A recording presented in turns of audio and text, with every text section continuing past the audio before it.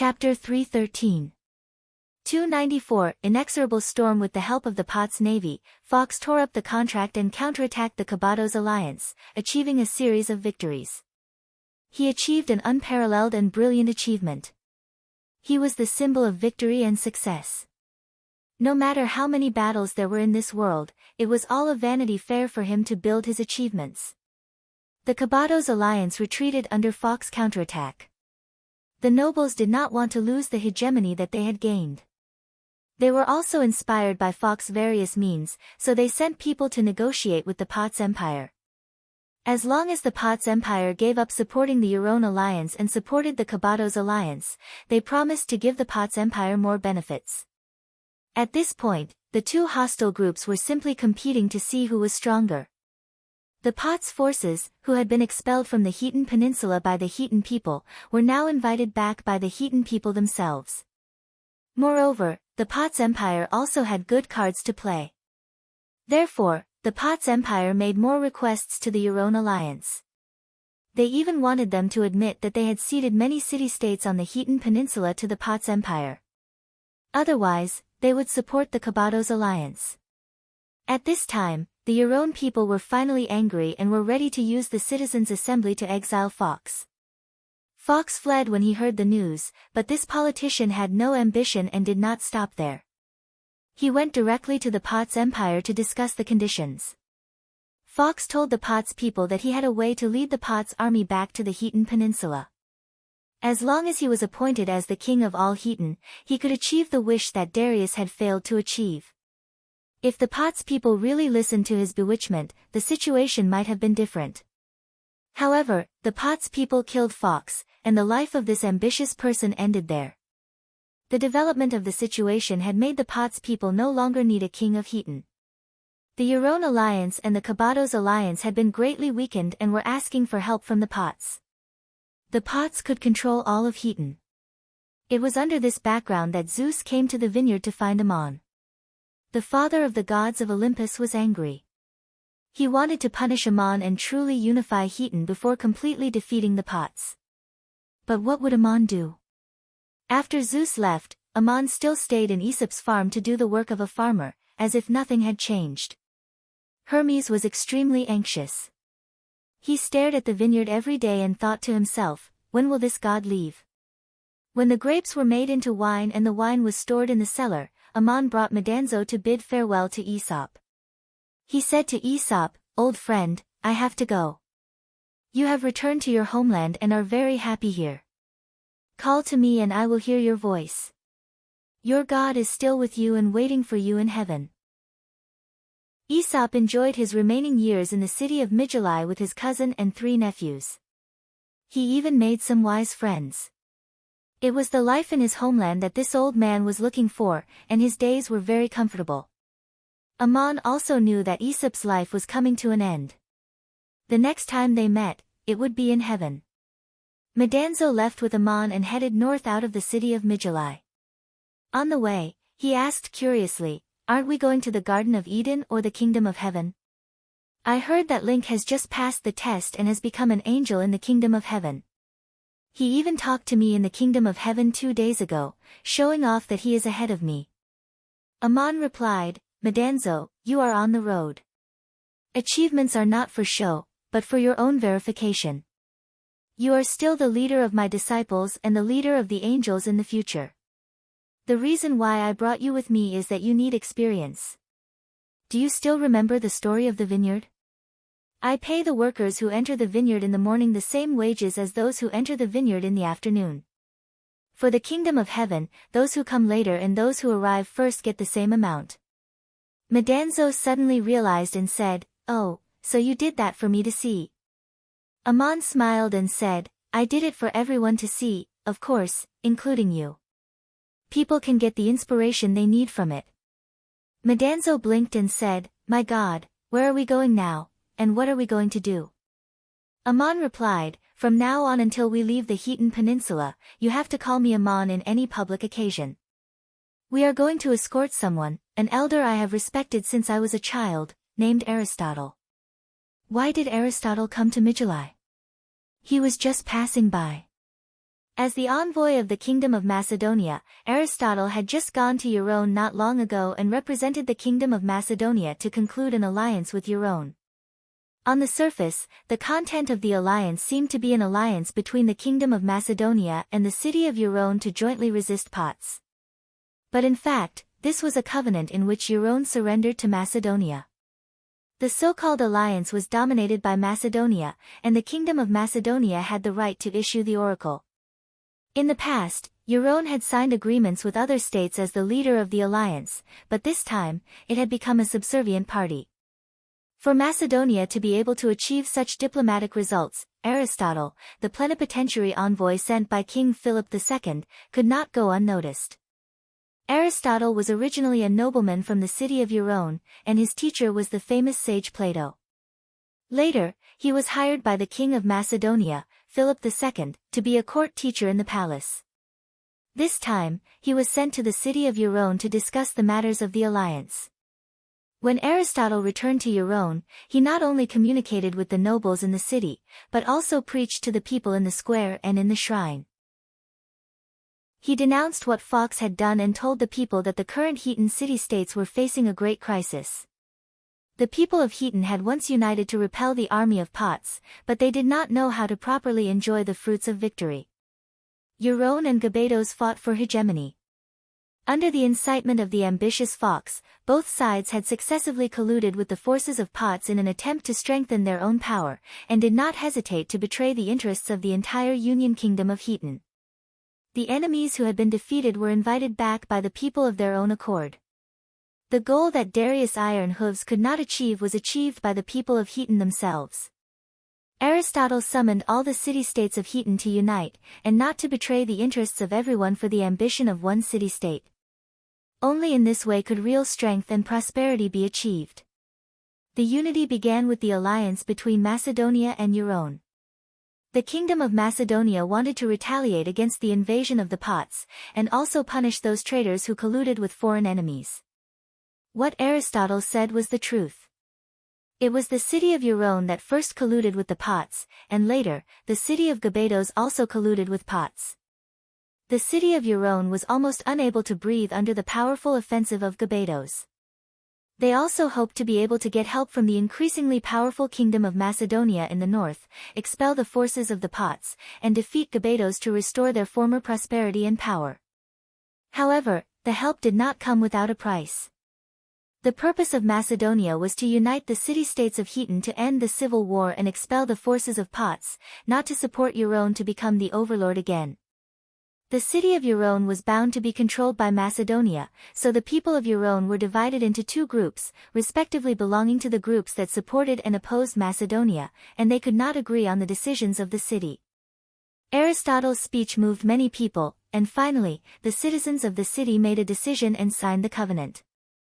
The people of Euron hoped to temporarily defeat Gabados with the help of Macedonia, and first get out of the current predicament. They did not intend to abide by this covenant in the future. Although Fox was dead, his toxic stream was still there, and it affected many people in Euron city. Aristotle achieved great diplomatic success. He left Euron with the contract and returned to Macedonia under the escort of the guards. On the way, he had to pass through the northern border of the city of Maduri. Ammon had wanted to visit Aristotle for a long time, and they could meet on the road. Ammon and Madanzo went on the road, but they did not fly directly to find Aristotle's convoy. Instead, they waited on the road that they had to pass through in the northern border of Maduri. It was a mountainous terrain, and the winding road crossed a continuous mountain range, appearing and disappearing in the dense forest. They had to pass through several passes in the mountains. Madanzo said, "The terrain here is very dangerous. It is not suitable for a large army to pass through, but it is most suitable for ambushes and assassinations." Ammon nodded and said, "That's the terrain. Let's sneak through the dense forest and take a look." Madanzo asked, "Do you want to check the situation around the road? Would someone assassinate the special envoy of the Kingdom of Macedonia here? Isn't he a little too daring?" Ammon replied, "There are many people in the world who are audacious to the extreme. Not to mention the special envoy of the small kingdom of Macedonia, even great emperors like Cyrus or Synac would be assassinated, wouldn't they? I still remember the scene of you charging at Synaca's guards alone. It was very impressive. Medanzo smiled a little embarrassedly. I was just attracting attention, not the main force to assassinate Synac. Then he sighed and said, the assassination of Synac was a success, and Princess Sisela has also left with Gilgamesh. Aman glanced at him and said, is there a need for you to sigh? Medanzo changed the topic. Aristotle is not a tyrant like Synac, but a respected sage. Who would assassinate him for no reason? This time it was Aman who sighed. It would be best if there is no ambush. I just want you to see if this road is safe. If there is really an assassination, it will be for nothing else but the contract that Aristotle is carrying. Medanzo asked in confusion, but who would do that? The boss or the combatants? It's meaningless. The alliance was decided by the city of Yaluan and the kingdom of Macedonia. Killing the envoy won't change the fact. Even if they wanted to use this method to stop the alliance, they should have done it before Aristotle arrived at Yaluan city, not now. If they really did that, it would lead to the joint revenge of Yaluan and Macedonia. They couldn't be any more foolish. Aman sighed again. You're right. It's exactly because of this that it's unexpected. At this moment, Medanzo exclaimed in his soul, my God, there is an ambush in front of us, and there are a lot of assassins. So you have already discovered it, a friend from afar, why not drink? Chapter 3:14. The mountain road ahead passed through a small open area between two mountain passes, with cliffs and rocks on both sides. 30 people were lying in ambush in the dense forest. 24 people were holding crossbows in their hands. The strings had not been pulled, but the arrows were already nocked. The black arrow shafts and tail feathers were inconspicuous in the shadows of the trees, and the arrowheads had a faint blue luster, as if they had been fed with a huge poison. This was a strong crossbow that was forbidden by the common people. The sound made by the bowstring was very quiet, and the size of the arrow was not large, but it could shoot very far and accurately. The black crossbows were inscribed with magic patterns, and the powerful crossbow strings could only be pulled by warriors with powerful bloodlines.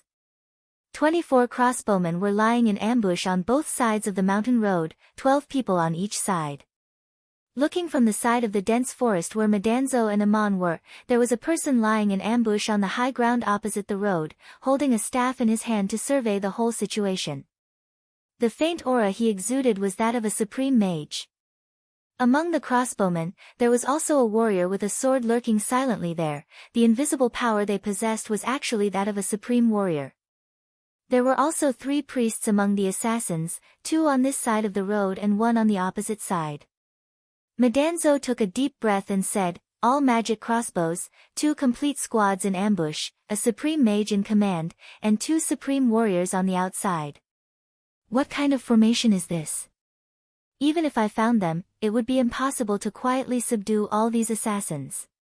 Aman nodded. The location of their ambush is very good.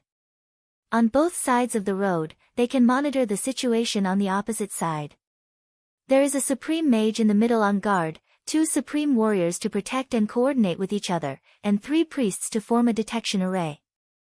Even if I were to take action, it would be impossible to get rid of them all at once without making a sound. Someone must have noticed the movement and sounded the alarm. Medanzo frowned. These people are here to assassinate Aristotle? Isn't that a bit too exaggerated? Aman also frowned. There is no need for such a big formation to assassinate a person. Taking advantage of the chaos to escape, the more assassins there are, the better. Look at this formation, what are they trying to do? Medanzo said in a low voice, silencing them must be for the sake of silencing them. They didn't just want to kill Mr. Aristotle. Not a single one of them will be left alive. This diplomatic mission will completely disappear from the world. Aman nodded and said, I've heard that Mr. Aristotle brought his guards with him. 2 little ones, too. There were 24 knights in the squad, and the captain should be a supreme warrior. If the purpose of the assassins was not just to assassinate a special envoy, but to make the envoy disappear and never return to the Kingdom of Macedonia, then this lineup is understandable. Madanzo asked again, it would take at least the power of a state to send such an assassination team. Who could it be? Amon reminded, look at the attire of those warriors. Madanzo was slightly startled. It's the Kybadans' attire. But I don't think these people are Kybadans. The skin on the face of a real Kybadan warrior can't be so thin, and it's impossible to wear several rings on their fingers. It's clear that they are deliberately pretending to be Kybadans. Amon said, well, you have a good eye. Then who do you think they are, the Bosnians? Madanzo was puzzled. They clearly want to kill them, and at the same time, they are also prepared for the worst-case scenario. If someone in the diplomatic mission can escape and run back to report, then they will blame it on the Kybadans. But the Bosnians don't have to do this. It doesn't make sense to kill an envoy. If the Yelon city and Macedonia are truly allied, the death of the envoy will only arouse their hatred towards the Bosnians. Amon asked meaningfully, then who do you think is most likely to do this? The intelligence is so accurate, and the ambush is so coincidental. Think about the most impossible things. Madanzo gasped again. Could it be the Yelon people? Amon sighed regretfully. They signed the covenant, and then regretted it. But it's not good to openly tear up the covenant and incur the revenge of Macedonia. What should we do? It seems that the only feasible way is to make sure that this covenant will never reach Macedonia and that the diplomatic mission will disappear from this world without letting anyone know who did it. Madanzo said, will the Yelon people be so insidious?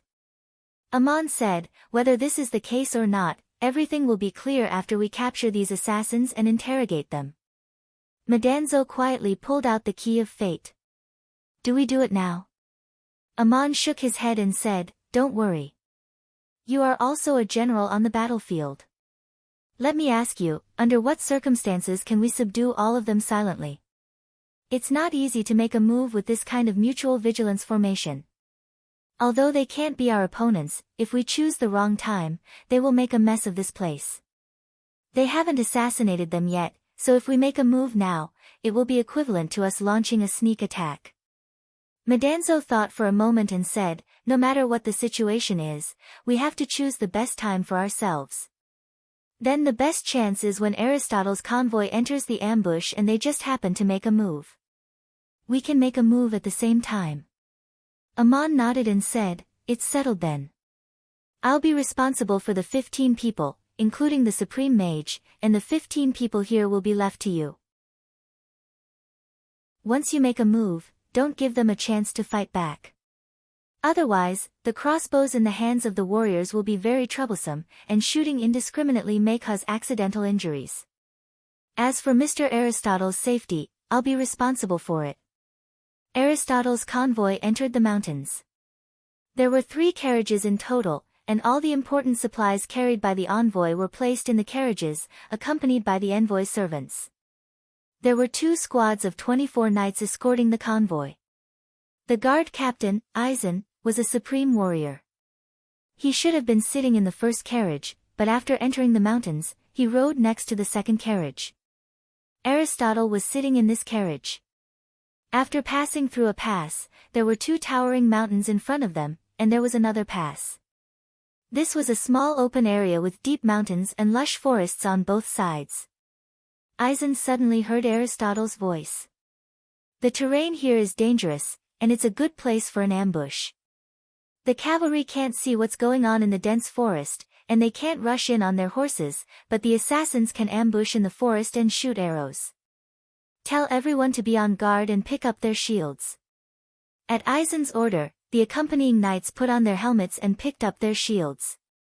The cavalry was equipped with shields to block stray arrows and protect their vital parts during the charge, but they did not hold the heavy shields in their hands when marching, but hung them on the hips of their horses, and only took them off when fighting. The same was true for the heavy helmets, which were uncomfortable to wear all the time, and were usually hung on the shoulders of the horses during the march.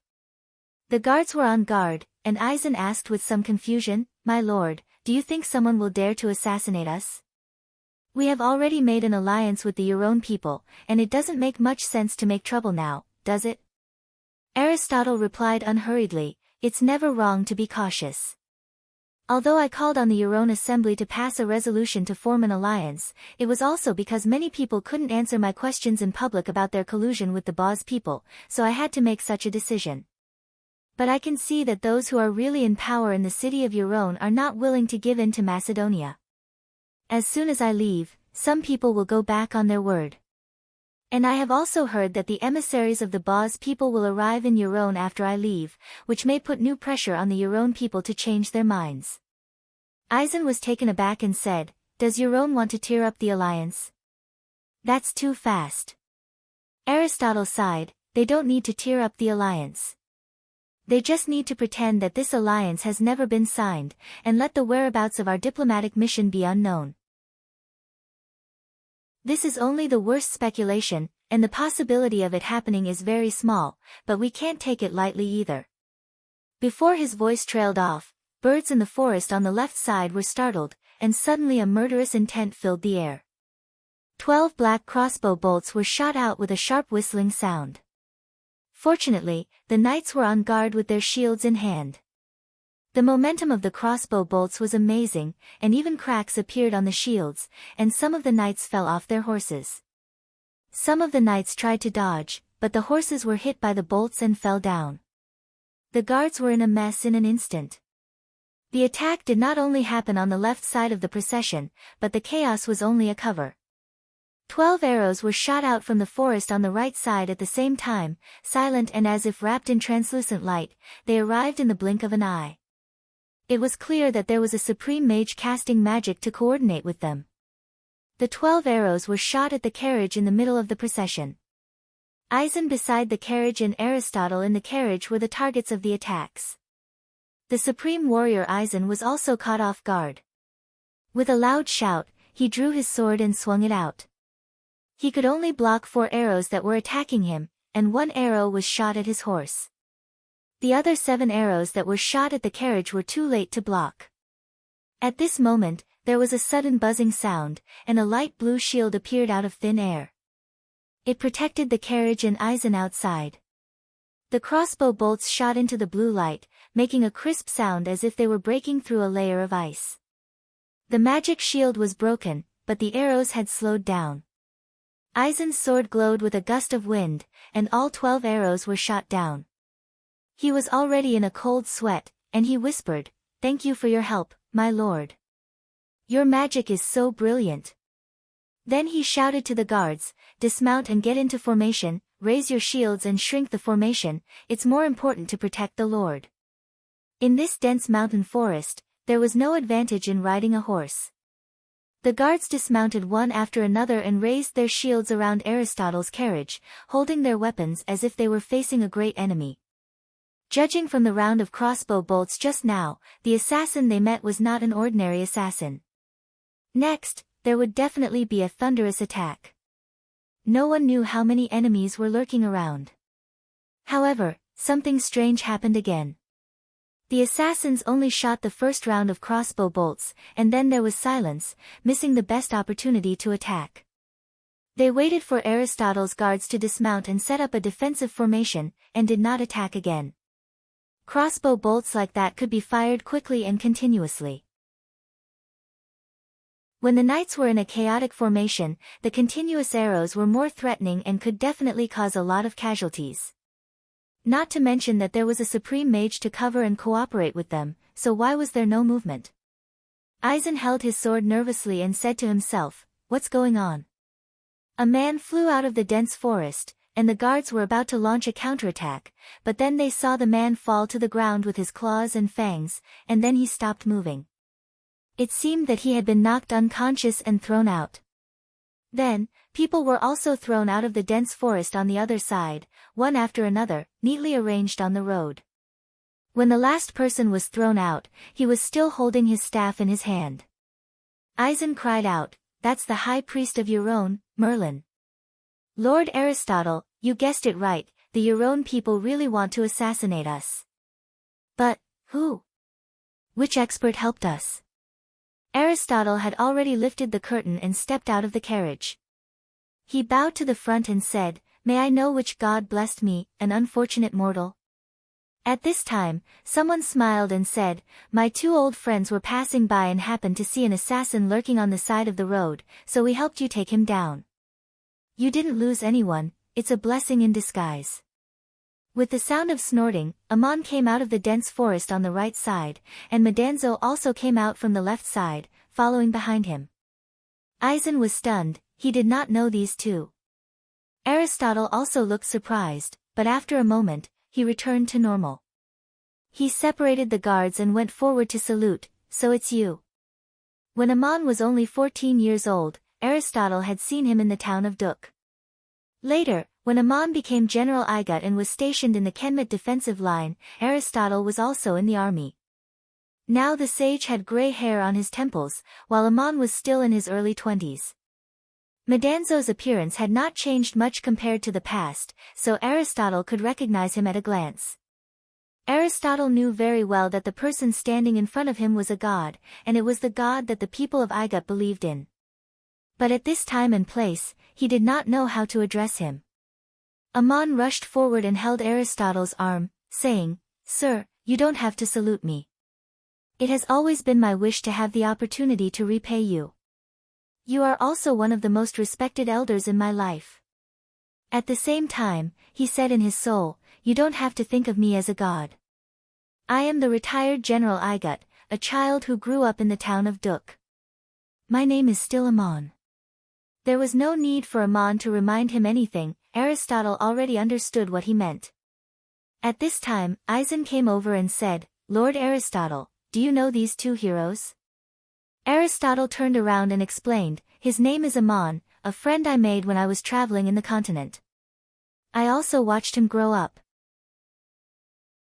As for this hero, his name is Madanzo, and he used to be a good general.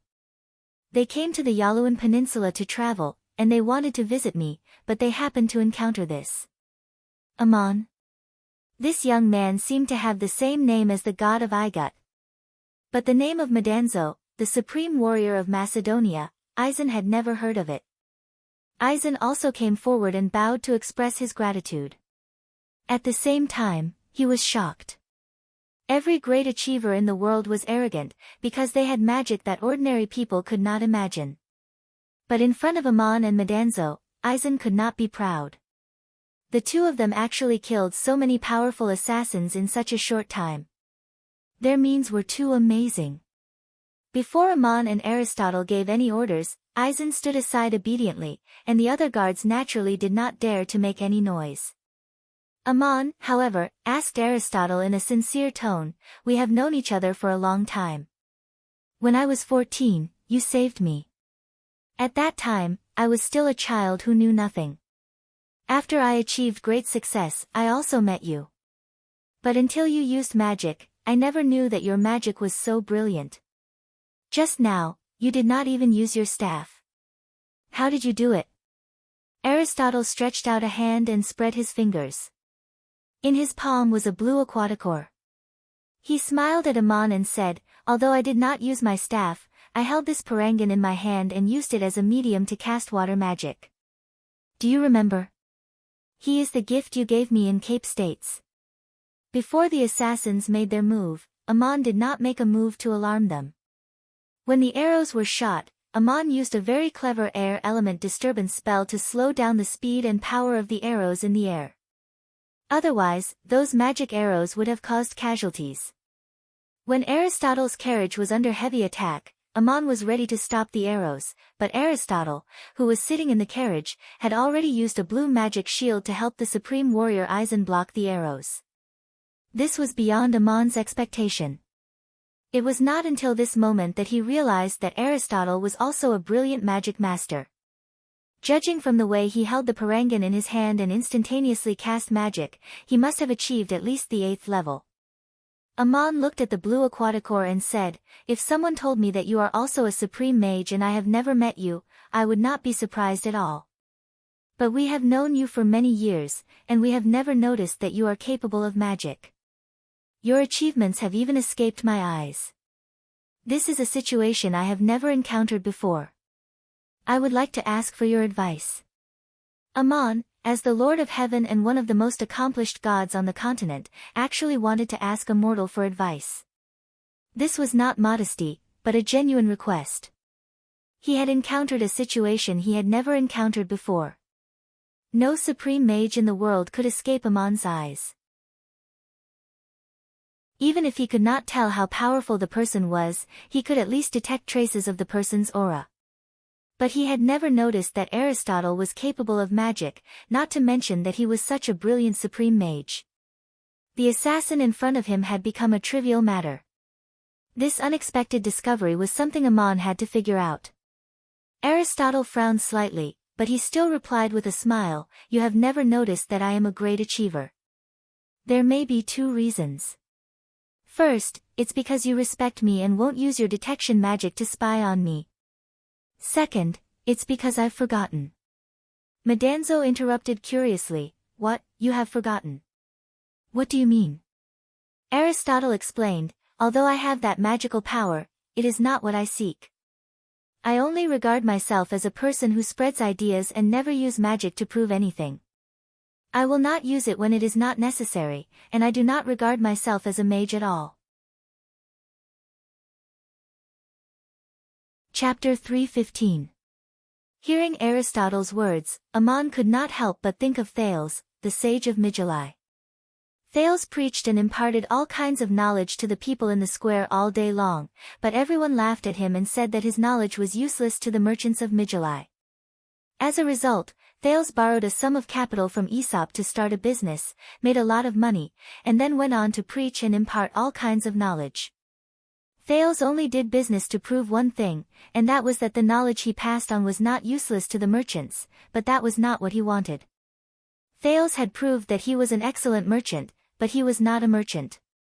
Looking at the supreme mage in front of him, Aristotle was indeed not a mage, and there was no need for him to pursue the identity of a mage. Ammon thought of himself again. Zeus had once made a promise to him, "Here, you can't be a god." This promise sounded a little funny, because Ammon was a god, and this was a fact that could not be changed no matter what. So how could he keep this promise and seek peace of mind at the same time? As soon as he met Aristotle, Ammon got the answer. Mortals often said thank you to the gods in their hearts, but Ammon could only say thank you to Aristotle at this time. Seeing that Ammon was silent, Aizen finally could not help but ask, "What should we do with these assassins? Especially that high priest Merlin, he is an important person in Yaren City." Aristotle glanced at the unconscious assassins lying on the street, thought for a moment, and replied, "Take them all away, and wait until we are in a safe place." Ammon said, "Mr. Aristotle, as long as I'm here, it's a safe place." Aizen asked again, "What about after the interrogation? What should we do with these people? We can't take so many captives with us." The current status of these assassins was equivalent to that of prisoners of war. In the conflicts between the various city-states in Hilton, the treatment of prisoners of war was basically the same. Nobles with status would be detained, and the other party would be required to pay a large ransom. Civilian prisoners of war with no value might be sold as slaves.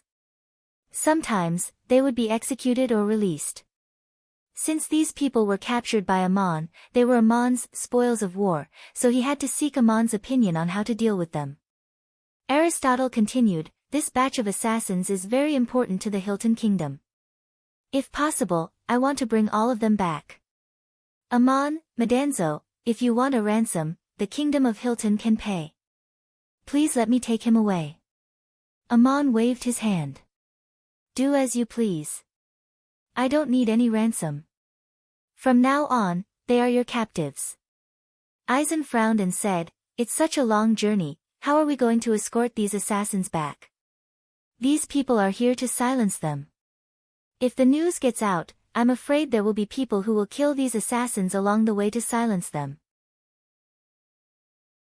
Medanzo smiled and said, "Don't worry, we're here to escort Mr. Aristotle. Just leave these 30 assassins to me.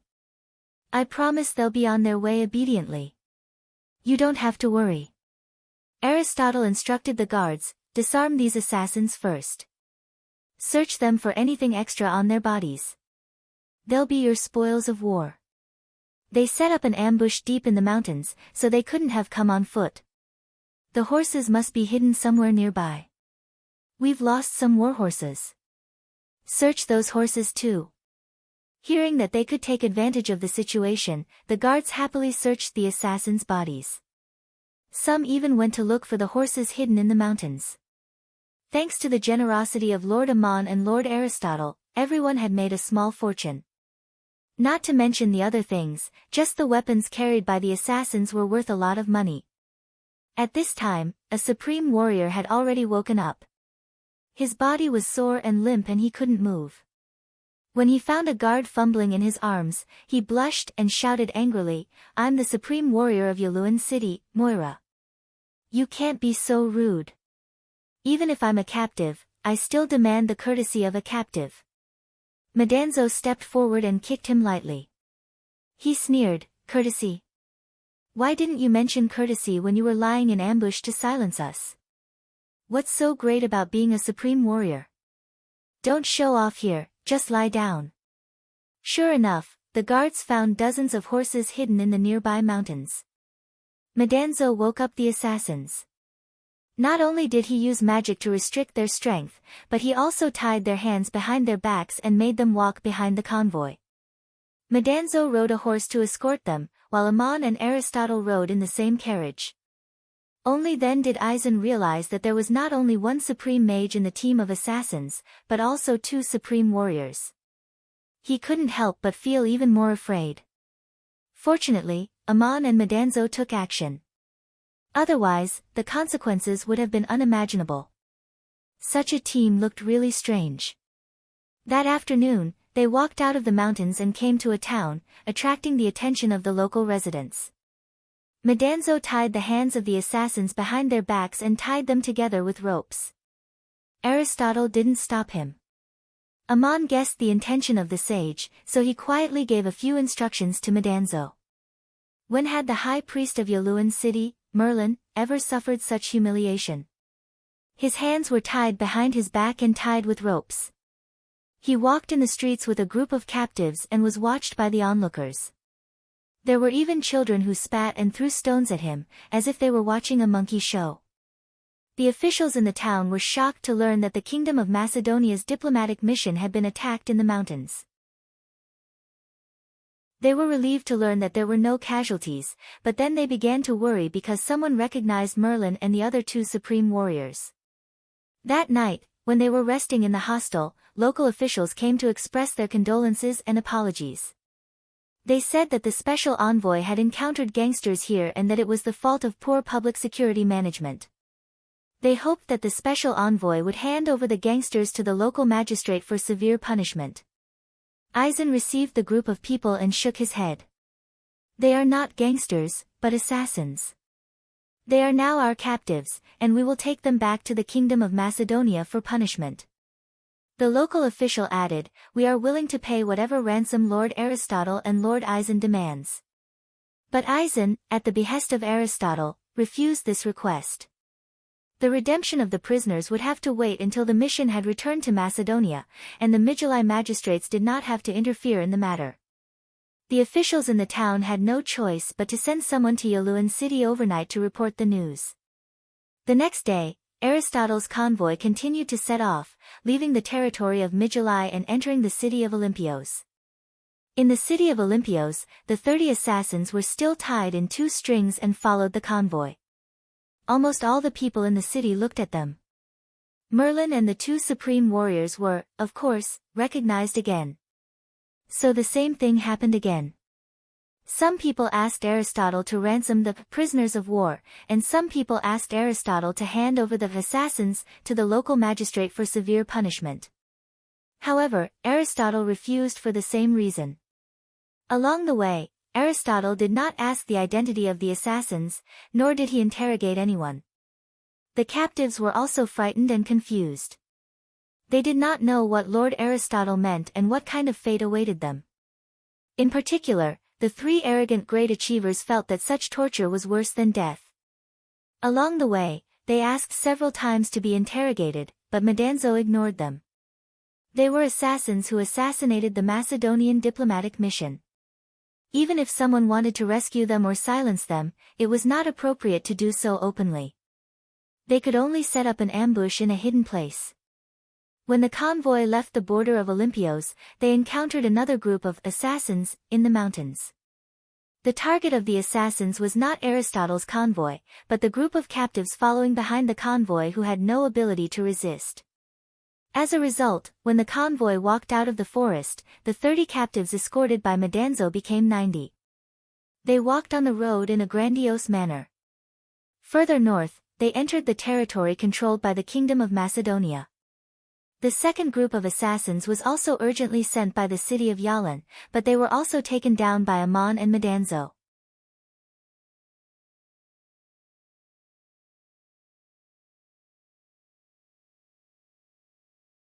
In the north, where the situation was relatively calm, the sphere of influence controlled by the Kingdom of Macedonia had been quietly expanding. The places that the Bosnian people withdrew from were immediately occupied by Macedonia.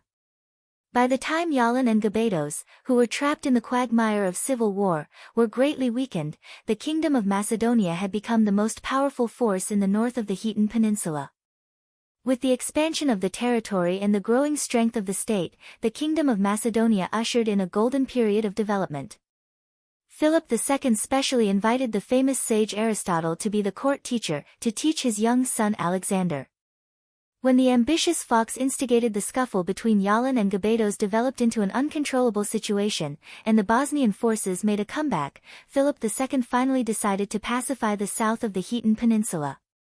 He sent a mission to the city of Yalon to discuss the alliance, with the intention of ending the civil war, unifying the Heaton Peninsula, and completely expelling the Bosnian forces. The Yalon people concluded an alliance, but as soon as they turned around, they went back on their word and sent assassins in an attempt to make the mission disappear forever. However, the assassins failed and were captured, and were brought back to Macedonia. Even before Aristotle arrived, Philip II received the news. The king did not fly into a rage out of humiliation. Instead, he was overjoyed. In his opinion, Yalon, who was at the end of the road, was courting death.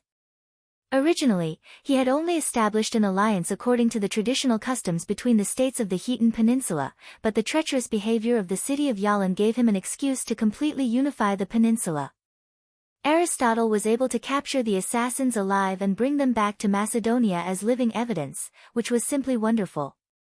Under such circumstances, if the Macedonian army went south, the states of the Heaton Peninsula would have nothing to say, so Philip II personally went out of the city to welcome the mission. There was another reason why he did not hesitate to leave the city for dozens of miles and was in such a hurry. The main god that the Macedonians believed in was Zeus, and on the night before Aristotle's return, Philip II received an oracle from Zeus, telling him that someone would follow Aristotle to the Kingdom of Macedonia, and that this person would bring unprecedented achievements to the kingdom, even beyond everyone's dreams and imagination. The oracle did not say who this person was, but Philip II was elated. In his opinion, the captives brought back by Aristotle were already of great value. Aristotle had completed his mission by handing over the signed covenant and the captives to the king. This was perhaps the most dramatic covenant in the history of the Heaton United Kingdom, because it was already torn up when it was handed over to the other party. It was unknown whether the nobles in Yalon city would cry, because it was clearly written in the covenant that the two states would form an alliance, not to invade each other, and would jointly resist foreign enemies. But now the covenant had become invalid, and the captives were the evidence that the Yalon people had broken the covenant. Since the oracle of Zeus did not mention the name of the person, in theory, he could be anyone brought back by Aristotle, or he could be among the captives. So Philip II had to deal with the matter carefully. He did not kill any of the captives, but put them under house arrest and interrogated them separately. He gave them preferential treatment, but he was not allowed to ransom them. Chapter 3:16. Just after Aristotle left the city of Yaren, the emissaries of the Potts Empire also arrived. They put new pressure on the military and political officials of the city of Yaren and threatened, if you join forces with Macedonia and betray Pots, then Pots will fully support Gabados and completely destroy Yaren. You are far away from Macedonia, but closer to Gabados. Please don't forget, it was you who made the decision to ask for help from Pots. Why are you going back on your word now? You will definitely be punished by the gods for this. The city of Yaren had reluctantly agreed to form an alliance with Macedonia. In fact, they would rather sell the interests of the Hetan Peninsula to the faraway Pots in exchange for the position of hegemon than yield to Macedonia on the Hetan Peninsula. Under the threat of the Pots people and the new promise, Yaren changed his mind and decided not to let the alliance take effect. He sent the high priest Merlin to lead assassins to assassinate the emissaries. This was a top-secret operation. Whether they succeeded or not, the identity of the assassins could not be exposed. Therefore, Merlin brought 2 supreme warriors, 3 mages, 24 elite warriors, and even dressed like the Gabados. This lineup was more than enough to get rid of Aristotle's emissaries, and it was also very thoughtful. Unfortunately, they failed. Not only did they fail, but they were all captured alive. Not only were they captured alive, but they were also publicly paraded with their hands tied. Not only were they recognized, but they were also watched from thousands of miles away. The worst-case scenario that he could imagine with his imagination had all happened. Was this the punishment of the gods? What they feared the most happened. A bound supreme mage, as an assassin who was captured by mistake, walked thousands of miles with the other captives, enduring indescribable humiliation. At first, Merlin was ashamed and angry, and the resentment in his heart was also indescribable. But along the way, he was watched too many times, and he had to calm down. Gradually, he came to understand that this was what he deserved. Yaren betrayed the alliance, and he actually wanted to kill the Macedonian emissaries to silence them. This kind of despicable behavior was despicable. Otherwise, the assassins would not have dared to expose their identities. He was the commander of the assassination, and now the result was his own doing. What reason did the people he assassinated have to cover up for him? For a time, Merlin was numb, just like a walking corpse. However, when Aristotle's convoy encountered the second assassination attempt, his thoughts churned and he thought of more things. The primary target of the reinforcements sent from Yaluan city was not Aristotle's emissary group, but the captives who had been captured by mistake.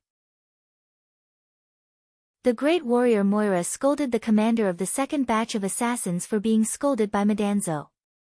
Merlin heard all this but did not say a word. When they entered Macedonia city, Merlin, who was tied up, became calm instead. He knew that it was impossible for him to return to Yaluan to serve. Even if he was ransomed as a captive, he did not intend to go back. In terms of personal glory and the reputation of the city, this experience was a disgrace. When he was placed in a comfortable residence, and King Philip II of Macedon personally came to interrogate him, Merlin simply said everything, and then asked calmly, "Your Majesty, what are you going to do with me? Do you want to sacrifice my head to the flag and send an army to punish the Yaluan people?"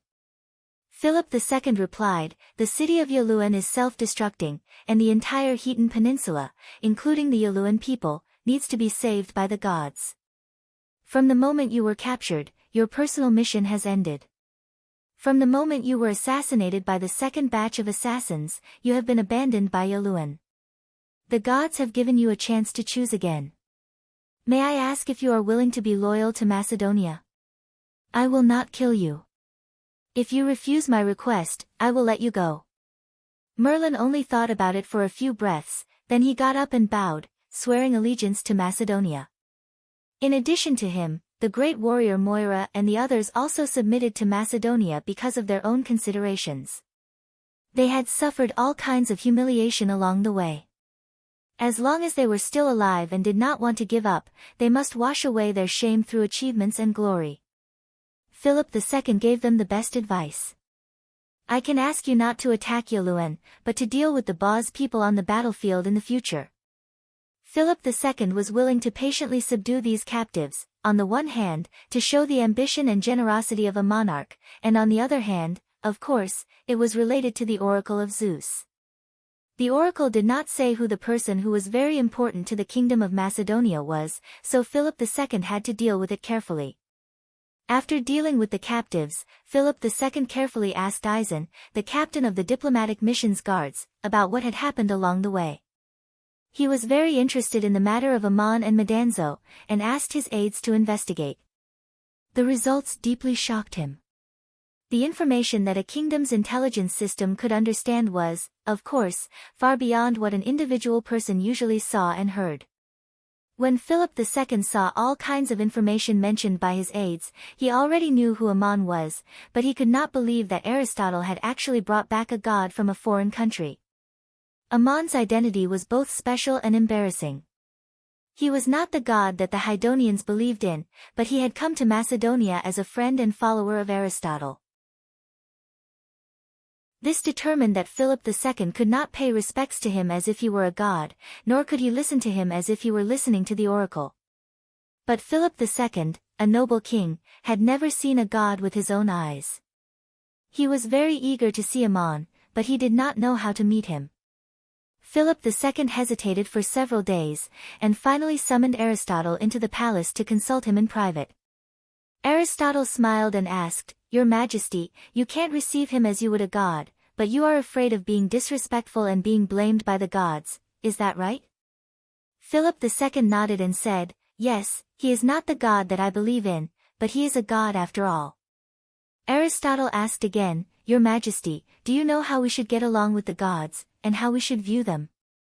Philip II moved his buttocks forward from the chair, leaned forward, and said, "Please enlighten me, sir."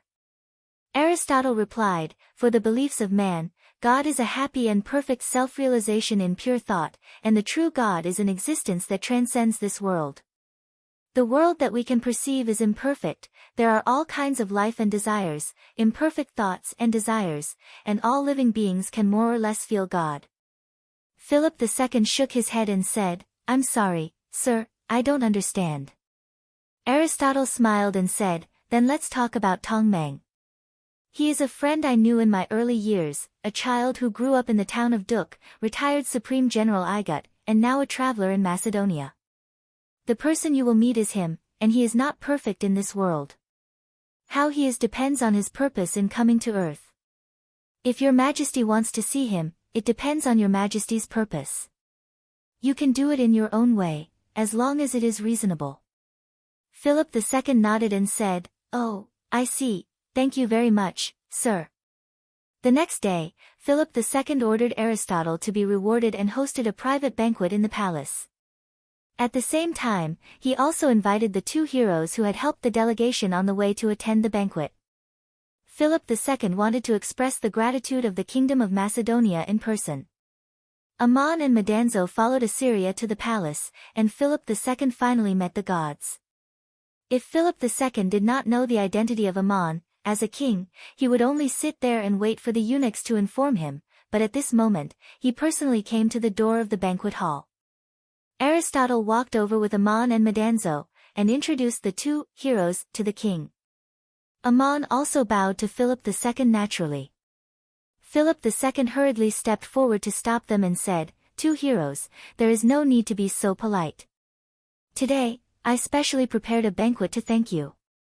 After taking their seats, the king took the initiative to toast, and Aman also calmly raised his glass. Philip II had many questions in his mind, but the first thing he said was, "Mr. Aman, you have been to many places, may I ask why you have come to Macedonia?" Aman replied, "I came to the Hetan Peninsula to travel, and I wanted to see Mr. Aristotle, so I came." Philip II asked again, "After coming to the Hetan Peninsula, how do you see the situation here, and how do you see the future of the Kingdom of Macedonia?" Aman smiled and looked at Philip II, saying, "It is up to you, not me. I would like to ask, what is your Majesty's vision for the future of the Kingdom of Macedonia?" Philip II replied, "My idea is to unite the entire Hetan Peninsula into a unified alliance, and it was because of this that we were able to repel the attack of the Baz. And now, because of the internal strife in Hilton, the Baz people will make a comeback." Aman smiled again. In fact, both Euron and Gabata had the same idea, but they used the wrong method and were destined to fail.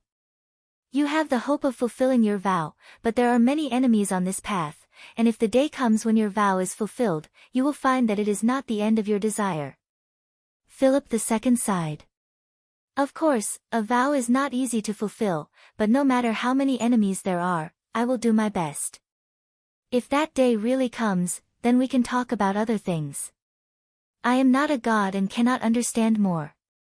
However, Amon shook his head and said, I used to think so too. I thought that the vow of the human world was not simple, so it was not easy to fulfill. It was only later that I realized that the simplest vow was the most difficult, and there were always more desires driving people forward. Your Majesty King, I admire your courage and ambition, and wish you good luck. Following that, many topics of military, politics, and the situation of the mainland countries were discussed at the banquet, none of which went beyond the scope of human affairs, but Madanzo was the most talkative. Amon did not make things difficult for Philip II, nor did he disrespect the king and the gods that the king believed in. He behaved very calmly and naturally. Whether he was a god or not, he was that Amon. Perhaps because of this, Philip II felt uncomfortable, and the king even felt vaguely uncomfortable. He was not disrespectful to Amon, but subconsciously did not want to get along with Amon face to face, because it did not feel good. When Amon spoke, he looked straight into his eyes calmly, and his gaze seemed to be able to see through his soul, which made a king quite uncomfortable. Who would look at him like this? Who would talk to him like this? Philip II would rather offer sacrifices to the statue of the god on the altar than subconsciously drink with a mortal like this. Amon did not deliberately put on the airs of a god, nor was he arrogant. He just said a few words calmly, but it made Philip II, who was usually praised by the people, feel a little uneasy. Offering sacrifices to the gods on behalf of the people also meant having the supreme glory bestowed by the gods in the human world. It was a completely different feeling to sit at the same table with the gods and drink with caution, not daring to breathe, and feeling uncomfortable all over. After the banquet, Philip II personally saw the guests to the gate of the palace, and then breathed a sigh of relief. Amon did not make any more requests, and Philip II could not make any special arrangements, so he still let Amon live in Aristotle's mansion. He did not want to see this god again, but he could not let go of this matter, so he ordered his son, Alexander, to go to Aristotle's mansion more often to consult his teacher.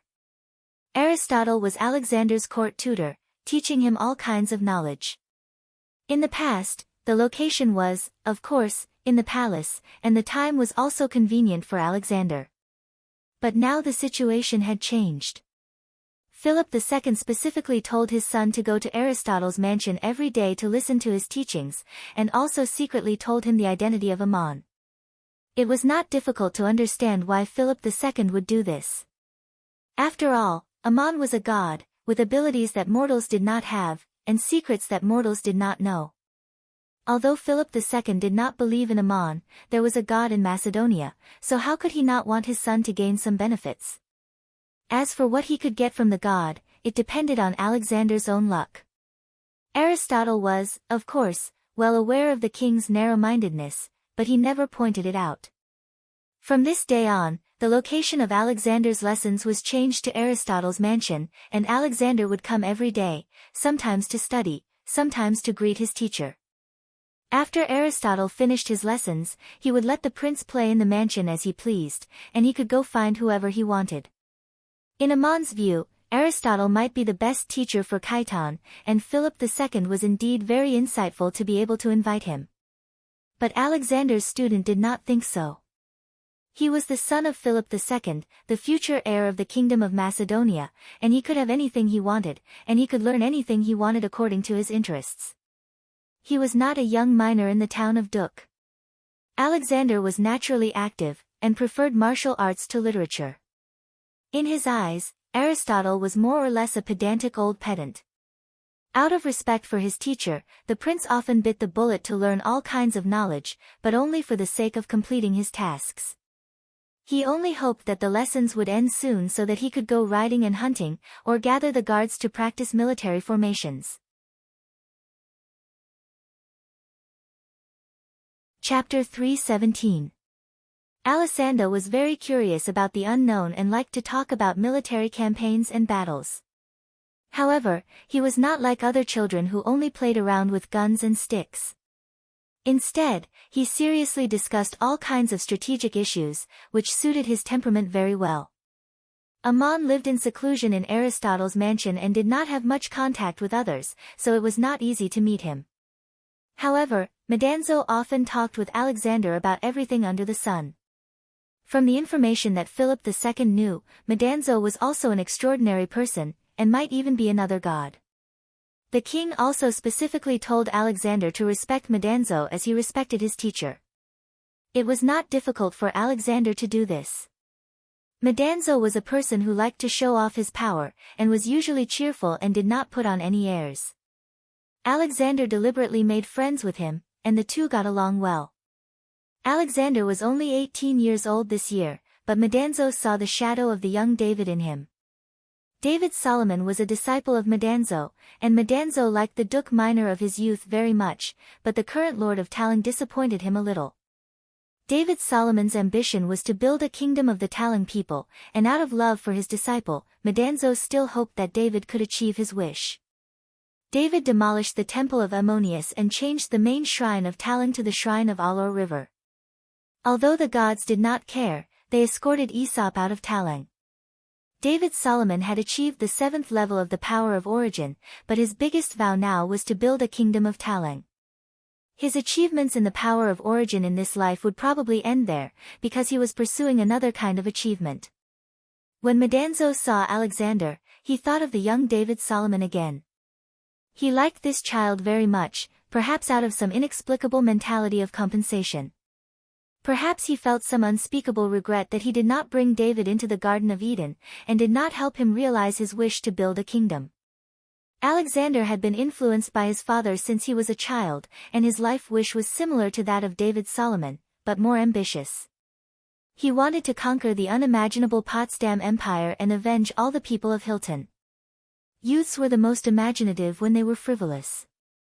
This seemed like a dream to others, but Alexander told Madanzo very seriously that he had this wish. Madanzo neither ridiculed nor attacked him, but patted him on the shoulder and said, "So young boy, you have ambition. It's just that the road has to be taken step by step. Now even the Hilton Peninsula has not been unified, so there is no need to talk about how to conquer the Potsdam Empire. Regardless of whether wishes can be realized or not, the real difference between empty talk and action is in talking about what will happen in the future." "What are you doing now?" Alexander wasn't just spouting nonsense. He had been studying military formations and the art of war, and he had his guards practice formations. It was like a child's game, but he was very serious about it. After getting to know Metatro, he had been pestering Metatro to teach him about the local customs, population distribution, previous wars, military command, and other aspects of the continent. Aristotle had also been to the continent and experienced wars. Naturally, he would teach Alexander these lessons. However, when the sage talked about military issues, he mostly talked about national strategies. Madanzo was the captain of the guards who charged and broke through the enemy lines. He often talked about a series of strategic commands and tactical arrangements, from the formation of the army, the cooperation of the various arms, the logistic system, to the charge duel, the rotation of the battle formation, the close combat, and other details. Aristotle taught his students how to look at the world, and Madanzo became another teacher of Alexander. Alexander might have learned from Madanzo how to conquer the world. Madanzo did not deliberately teach in this way, but Alexander would learn the necessary knowledge from his own perspective. One day, Madanzo asked Alexander, "You know my origin and story. If one day, you really conquer the Pots Empire, and David Solomon has the opportunity to establish the kingdom of Kurang, will you support and allow it?" This sounded like a joke, but Alexander knew that people like Madanzo would not ask casually. So, he replied seriously, "If the people of Kurang want to establish their own country, they must get rid of the rule of the Pots Empire. This is the same as my goal. If my wish to defeat the Pots can be realized, it will also help them." Madanzo nodded. Very well, I hope you will not forget what you said today. Let me ask you again, David Solomon destroyed the temple of Ammon, which disappointed me. If you were in the same position one day, would you do the same? Alexander replied very seriously, I swear to the gods, never. If I can reach Iga one day, I will personally sacrifice to His Highness Ammonius, and rebuild the temple of Isis. This child actually knew how to add flowers to brocade, and said the idea of rebuilding the temple of Isis on his own initiative. In his heart, he was very clear about how to please Ammon. Ammon was a warrior from the temple of Isis, and under the recommendation of the saintess of the temple of Isis, Maria, he became the commander of the army. Among the ancient gods of the various divine clans on the continent, Ammon respected the goddess Isis the most. Rebuilding the temple of Isis did not harm the glory of Ammonius, but placed a deep meaning of remembrance. He did not expect this 18-year-old child to have such a mind. He was indeed intelligent.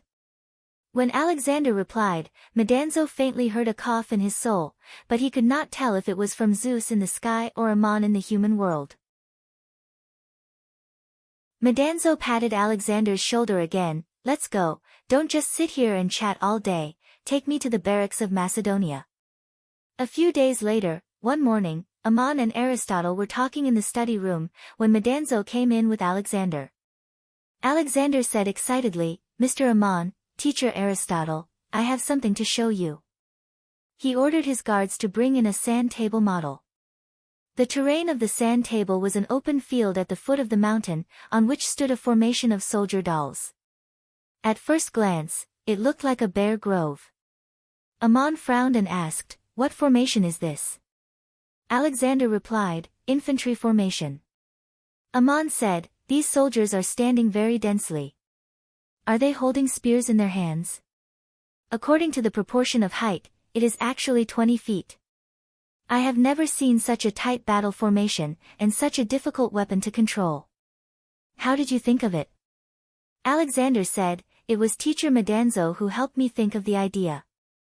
It solved the biggest problem of the Kingdom of Macedonia's military. Medanzo smiled and waved his hand, I just gave him some inspiration. This child organized people to practice and figured out the military formation. In fact, there are already armies in the Khitan Peninsula like this, but there has been no systematic practice. Aristotle stood up and waved his hand at Ammon and Medanzo, saying, Don't speak first, let His Highness speak. Then he asked Alexander, What problems does the Kingdom of Macedonia have in the military? How did your formation overcome those problems? Alexander stood in front of the sand table and began to explain one by one. Macedonia was the most powerful state in the northern part of the Khitan Peninsula, and its power was no less than that of Euron and Gabados in the south. But in the eyes of a knowledgeable general like Medanzo, Macedonia, and even the entire Khitan Peninsula was just a small place.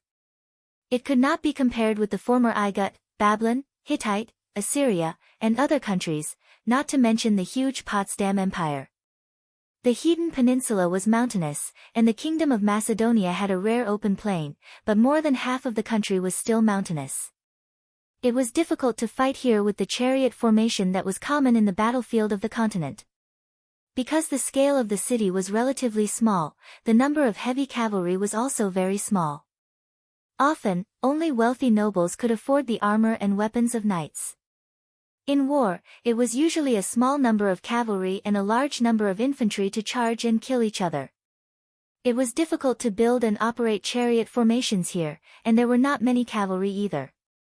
In addition, the biggest problem was that the number of warriors was limited, and it was difficult to form a traditional regular army like the traditional army of the continent. Among the regular armies that Ammon had seen in various countries, except for the abnormally powerful Uruk Legion, the standard formation was basically 5,000 warriors and 50 priests, and the official soldiers and warriors were at least level 1 warriors who had awakened their bloodline power. This was because the biggest fear of a large army in a battle was that it was difficult for ordinary people without strong bloodline power to carry heavy weapons.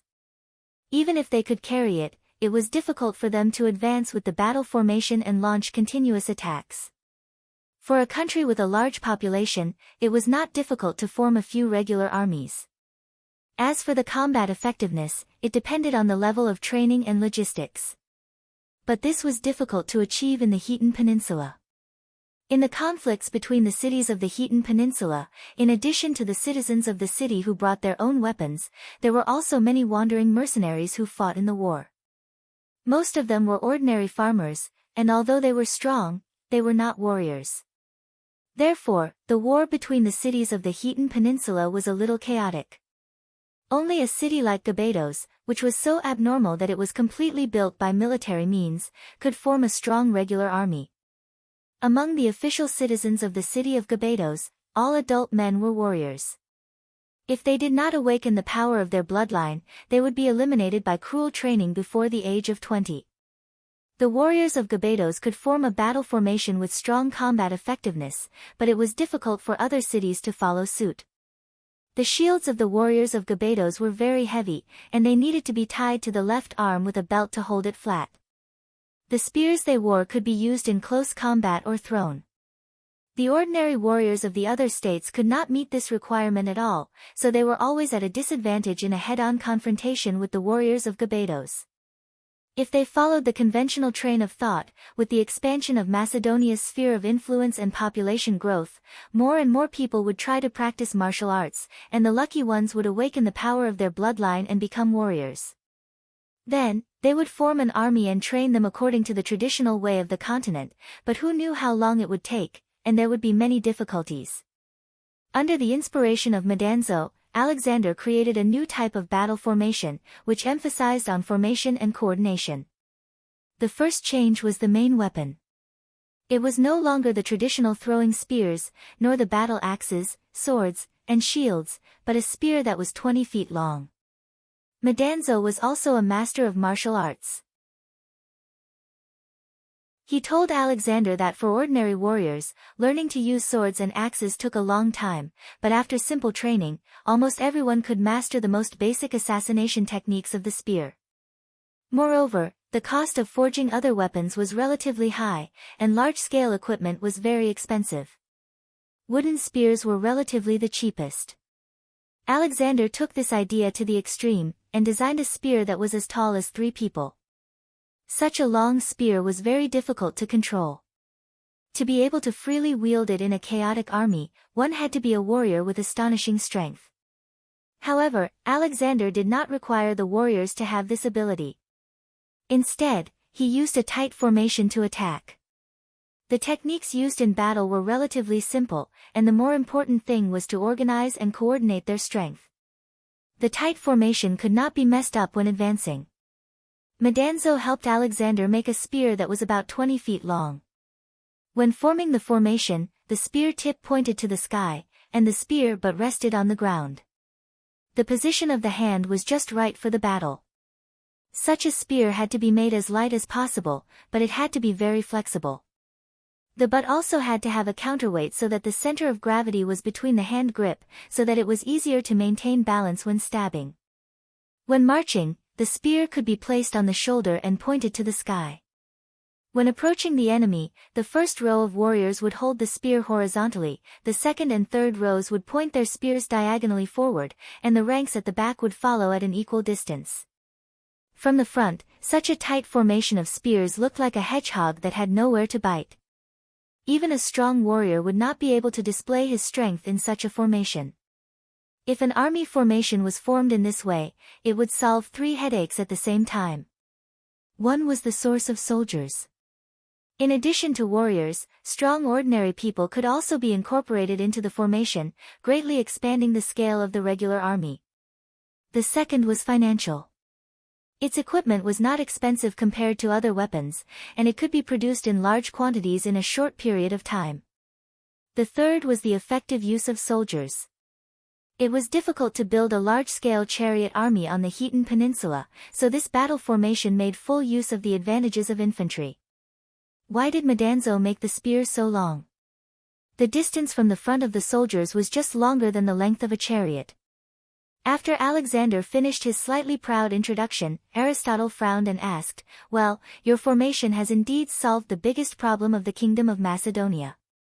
But what is the biggest problem with such a formation?" Alexander replied, I have already let the guards practice it. With such a long spear shaft and a tight formation, it is impossible to dodge in battle.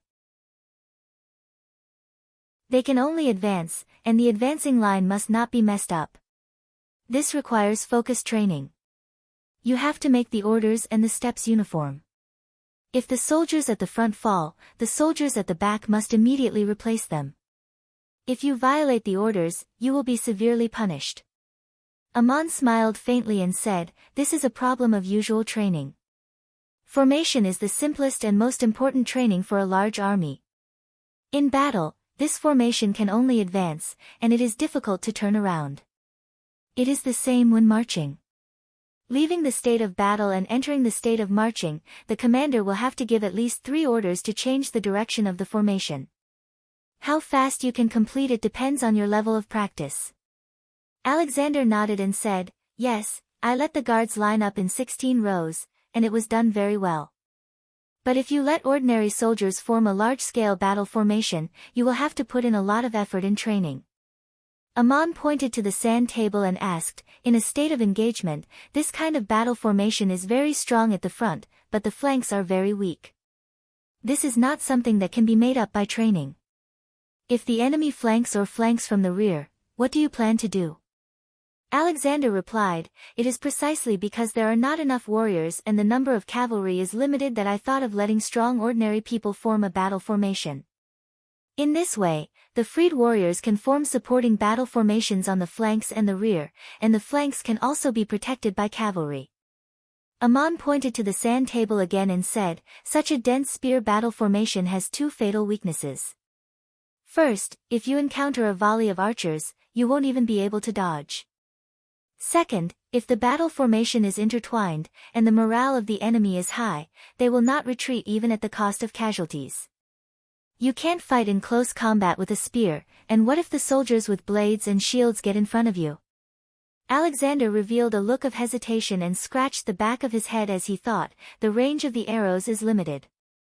Using the cavalry on the flanks to launch an attack and cover the advancement of the battle formation is a solution. In the future, when the Kingdom of Macedonia becomes more powerful, we can also equip these spear soldiers with short shields and short swords." Amon smiled and said, "You thought of this battle strategy because the number of warriors is limited, and you can't form a large-scale army. It is very valuable to promote, and it is very likely to cause a major change in military history. However, I still suggest that the first 3 and last rows of this spear formation still use regular warriors." Alexander blinked his eyes and thought for a long time, and said with some disappointment, "I thought my idea was perfect, but after you asked, I realized that this battle formation has a lot of weaknesses. It is not as strong as I thought." Madanzo opened his mouth to comfort him, "There is no perfect battle formation in this world. It is already a kind of perfection to be able to exert the greatest combat power under the current conditions. The same tactics can be imitated by anyone, but in peacetime, it depends on training and military discipline, and in wartime, it depends on the command and logistics. This battle formation of yours weakens the difference between individual combat power, and solves the most important problem of the source of soldiers. It is also a pioneering work. With the current situation of the Kingdom of Macedonia, it is the most suitable. Didn't Mr. Aristotle say that the world we perceive is not perfect, but you have to be clear about its shortcomings and know how to avoid them? This is the difference between a genius and a mediocre person. Child, take this sand table to see your father and tell him what I said just now truthfully. He will know what to do." Aristotle also waved his hand and said, "Your Highness, there is no need for today's lesson. Take this sand table and the guards to the king's palace. His Majesty will definitely be surprised." Chapter 318. Amon said thoughtfully. The formation of the legions on the continent is likely to change because of this. The battle formation that Alexander used today maximized the existing advantages of Macedonia. I'm afraid that the future generations don't understand that when the situation changes, they still stick to the old rules. This is how they win and lose. Madanzo, are you thinking of accepting disciples again? In fact, there is no need to feel sorry. Everyone has their own pursuits. Even if the power of origin is awakened, the hope of becoming a god is still slim. Alexander's vow is to be a king, so let him be a king. You feel sorry for him, but who in the world is not worthy of being a king? Ammon stayed in Macedonia and did not attract any attention. Except for a few people who knew his identity, most Macedonians did not even notice his existence. As for Madanzo, this handsome and majestic warrior was very eye-catching, but most people did not know his special identity. They only knew that he was a foreign warrior who had helped the diplomatic mission on the road and was highly regarded by Prince Alexander. After listening to Alexander's suggestion, King Philip II asked in detail about the conversation between His Royal Highness and Ammon and the others. Then, he gathered the ministers to discuss military reform and formed the First Legion in this way. Although Macedonia was the most powerful state in the northern part of the Khitan Peninsula, it only had 1,800 warriors who had awakened the power of their bloodline, and there were only a little more than 1,000 standing cavalry.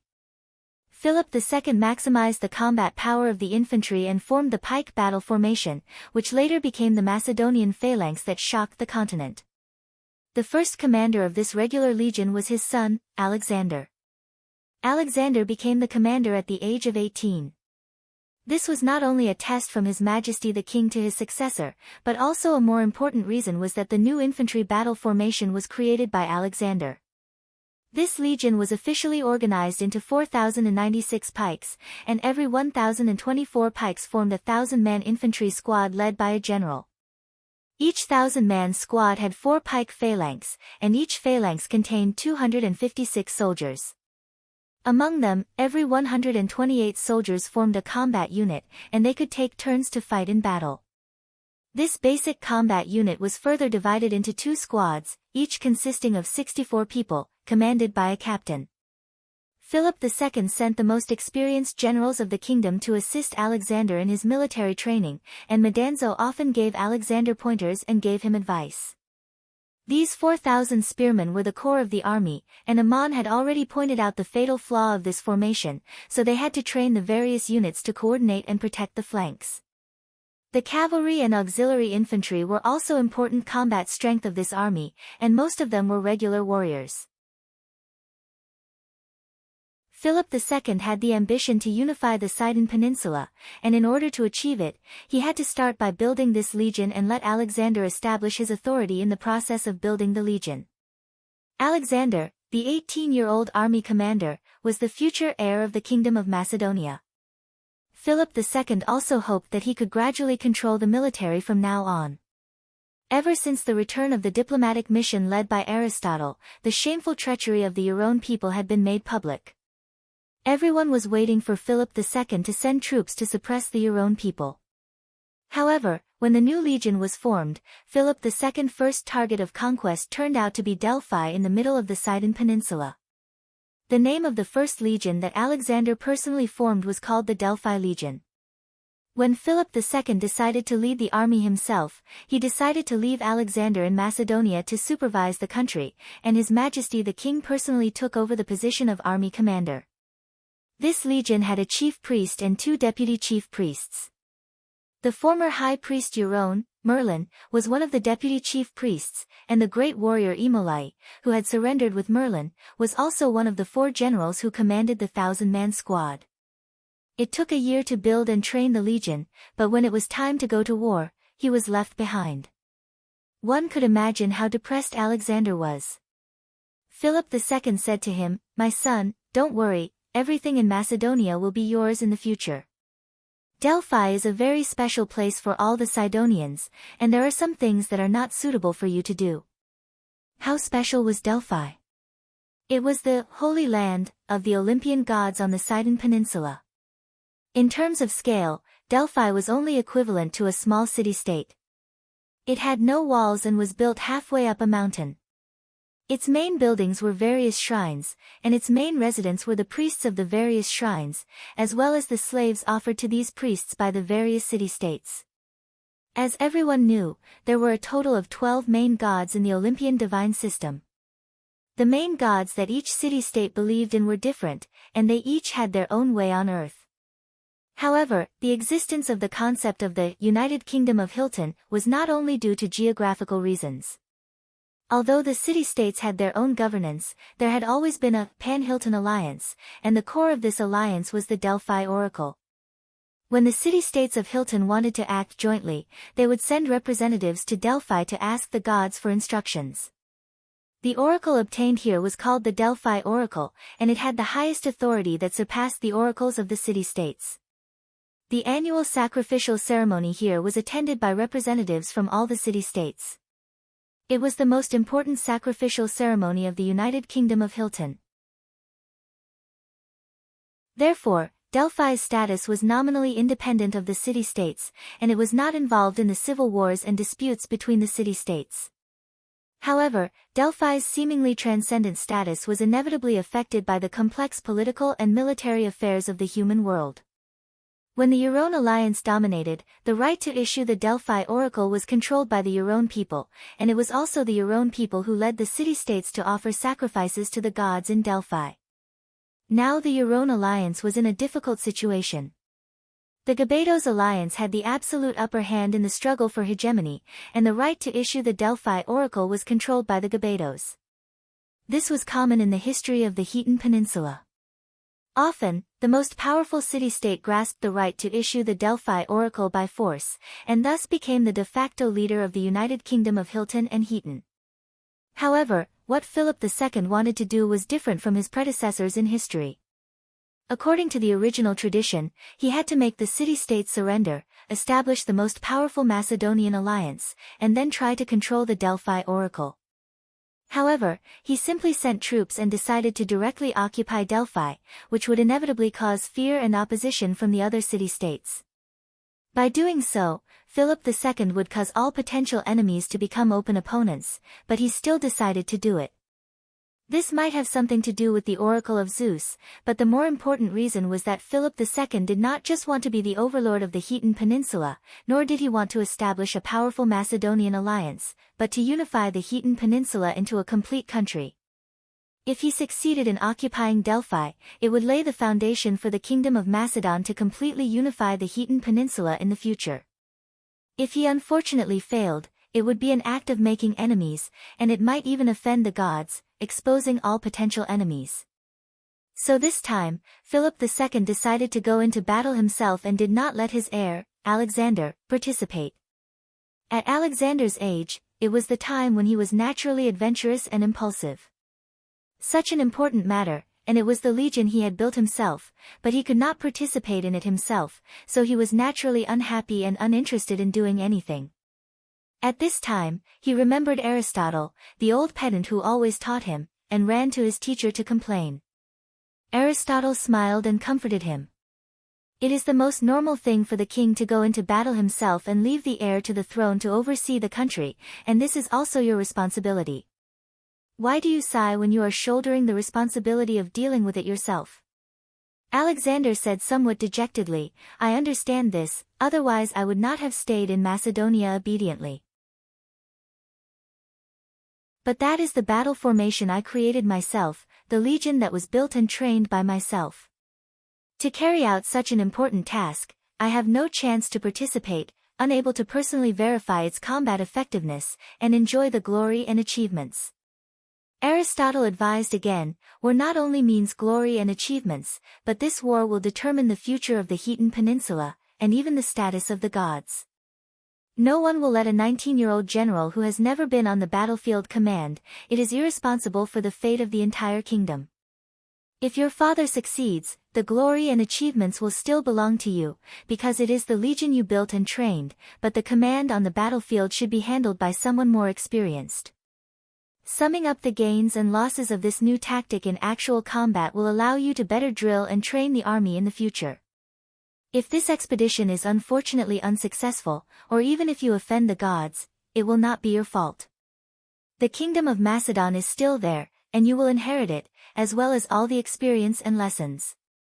What your father is doing is, in fact, shouldering the possible accusations and removing as many obstacles as possible for you. You should not sigh, but be full of gratitude.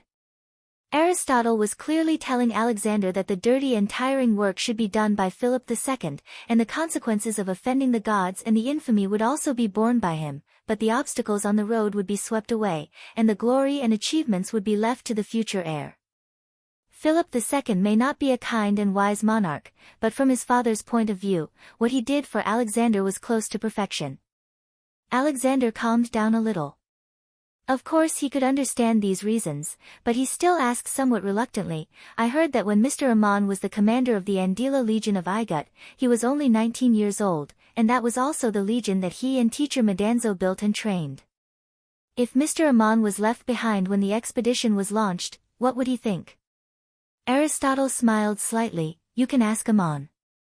Aman happened to walk in and replied calmly, Your Royal Highness, my situation is different from yours.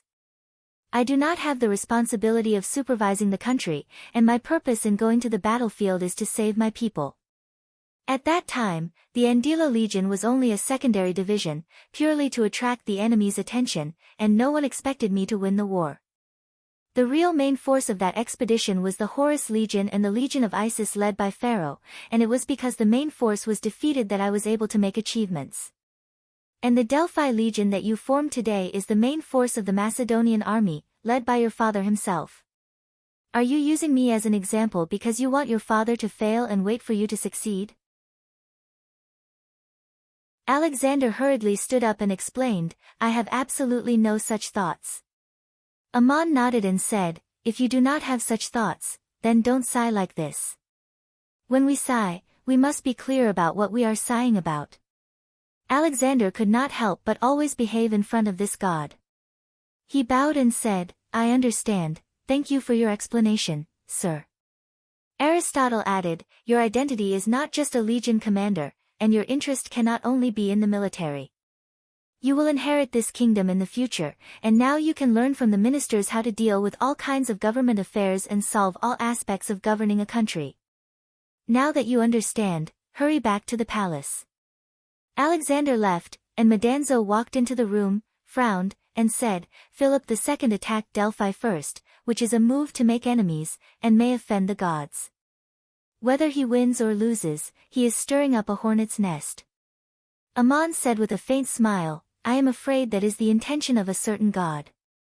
To unify the Hetan Peninsula is to unify the realm of Olympus, and to complete this task, the kingdom of Macedonia must first control the holy land of the Olympian gods on earth. Madanzo added, the current Delphi oracle was issued by the Temple of Apollo, and a long time ago, the Delphi oracle was issued by the Temple of Themis. This goddess Themis is not the Artemis you know, nor is she one of the 12 main gods of Olympus today. Have you heard of her? Aman shook his head and said, I do not know very well, this situation may have been caused by the War of the Gods, because Zeus replaced the position of the original god of creation. Madanzo asked again, but why is the current Delphi oracle issued by the Temple of Apollo? Aristotle explained, I don't want to interrupt about the gods, but I know Khiton's history better. According to the ancient legend, in the War of the Gods you mentioned, Zeus won, and Apollo may have contributed the most, this is the result of his victory. On the other hand, it may be that he had received the most offerings on earth, this is the result of historical inheritance. As for the goddess Themis, she is the goddess of fairness and justice in the Hetan myth, and the Delphi oracle was issued by her temple a long time ago. Madanzo smiled. If Philip II occupied Delphi and the kingdom of Macedonia controlled the right to issue the Delphi oracle, then I am afraid that the Delphi oracle would have to be issued by the temple of Zeus, and Apollo may not be willing. Aman also smiled. But Zeus is willing to see it. Aristotle smiled bitterly and said, Do you remember the play you saw in Geron City? The temple of Apollo controlled the Delphi oracle, so this god was the most ridiculed on earth.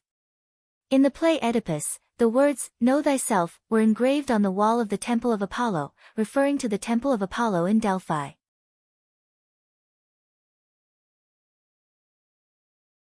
Chapter 319. When Tungri II occupied Delphi, it was naturally impossible for him to openly declare that he was going to conquer it. Instead, he did so in two ways, One was to offer sacrifices to the gods and pray for the gods to bless the Hilton city-states to unite, the other was to ask the Father of the gods to bless all Hiltonians and expel the Potts Empire from the Hilton Peninsula. Of course, the king had to bring his guards when he traveled, but Tengri II's guards this time were a little larger, an entire legion. Tengri II named this legion, which was formed and trained in a new way, the Delphi Legion, which had already shown his intentions. The Holy Land of the Hilton United Kingdom, Delphi, would be guarded by this legion in the future. Currently, Delphi was controlled by the Kabados Alliance, and attacking Delphi would, of course, encounter resistance from the allied city-states led by the Kabados. However, Tengri II's timing was very good. The number of elite Kabados warriors was limited, and they were attacking the Euron Alliance in the south. They could not spare the main force to fight Macedon in Delphi, and the scattered allied forces of the other city-states were no match for the Delphi Legion. As expected, Tengri II's move was strongly protested by the Kabados, who denounced the Macedonians as invaders of the Holy Land. According to the tradition of the Hilton United Kingdom since ancient times, Delphi was nominally a holy land shared by all city-states, and all those who attacked the Holy Land were the common enemies of all city-states. The Kabados called on the city-states to organize an allied force to fight against Macedon, and they also dispatched a small army to come. The city-state of Euron, which was fighting with the Kabados, did not send troops to Delphi, but they also publicly condemned Tengri II's crime of invading the Holy Land. Alexander, who stayed in Macedon, was very worried when he heard the news. He felt that the scouts could not keep up with the situation at the front line in time, but he was also worried about his father's safety. He knew that he could not get Amon to help, so he begged the resourceful Madanzo to secretly go to the front line to spy on the situation. He did not ask Madanzo to participate in the battle, as long as he informed him of the situation in time. Amon turned to Metatro and said, "If that's the case, you should go. There is no need to show yourself or do anything, just tell me what happened there truthfully. Since I can't be a god here, and this is not my realm, I can't use the means of the gods to understand things so far away. But I have a feeling that this is not only a battle between humans, but also the Olympian gods." Madanzo accepted the order and left. After about half a month, the frontline battle report had been sent back to Macedonia. Tengri II's army had achieved a complete victory and occupied and controlled Delphi. The Delphi Legion that Alexander had established was well-deserved. Alessandra finally heaved a sigh of relief and felt exceptionally happy. However, Madanzo still hadn't returned, and he couldn't help but start to worry for Madanzo again. It took another 10 days for Madanzo to return to Macedonia. This level 9 oracle descended from the sky with his body hidden. He went straight to Aristotle's residence to see Amon. Amon asked, "What happened? What took you so long?" Metatro sighed with lingering fear in his heart, "Tragic, too tragic." In the Battle of Delphi, dozens of divine emissaries fell. He didn't say much and directly used message magic to imprint what he saw into Amon's soul. Just as Amon had predicted, the new battle method created by Alexander was a military revolution. The new battle formation emphasized strict military discipline and overall combat effectiveness. The resistance forces from the various cities collapsed at the first encounter. They were simply unable to fight against the Delphi Legion of Macedonia that had an absolute advantage in numbers, discipline, and training. The 3 warriors sent by the city of Gabados were the last to arrive, and they thought that they could win easily. But this time, it was no longer the Battle of Hot Spring Gate. The allied forces of the various city-states that had cooperated in the battle had been defeated. When the 3 Spartan warriors faced the orderly Macedonian army that was like a moving mountain of spears, they could not display the advantage of individual combat power at all. They wanted to retreat to a high pass and regroup, but the Macedonian cavalry on both flanks had already cut off their retreat. The infantry took advantage of the situation and pushed forward, wiping out the Gabados warriors.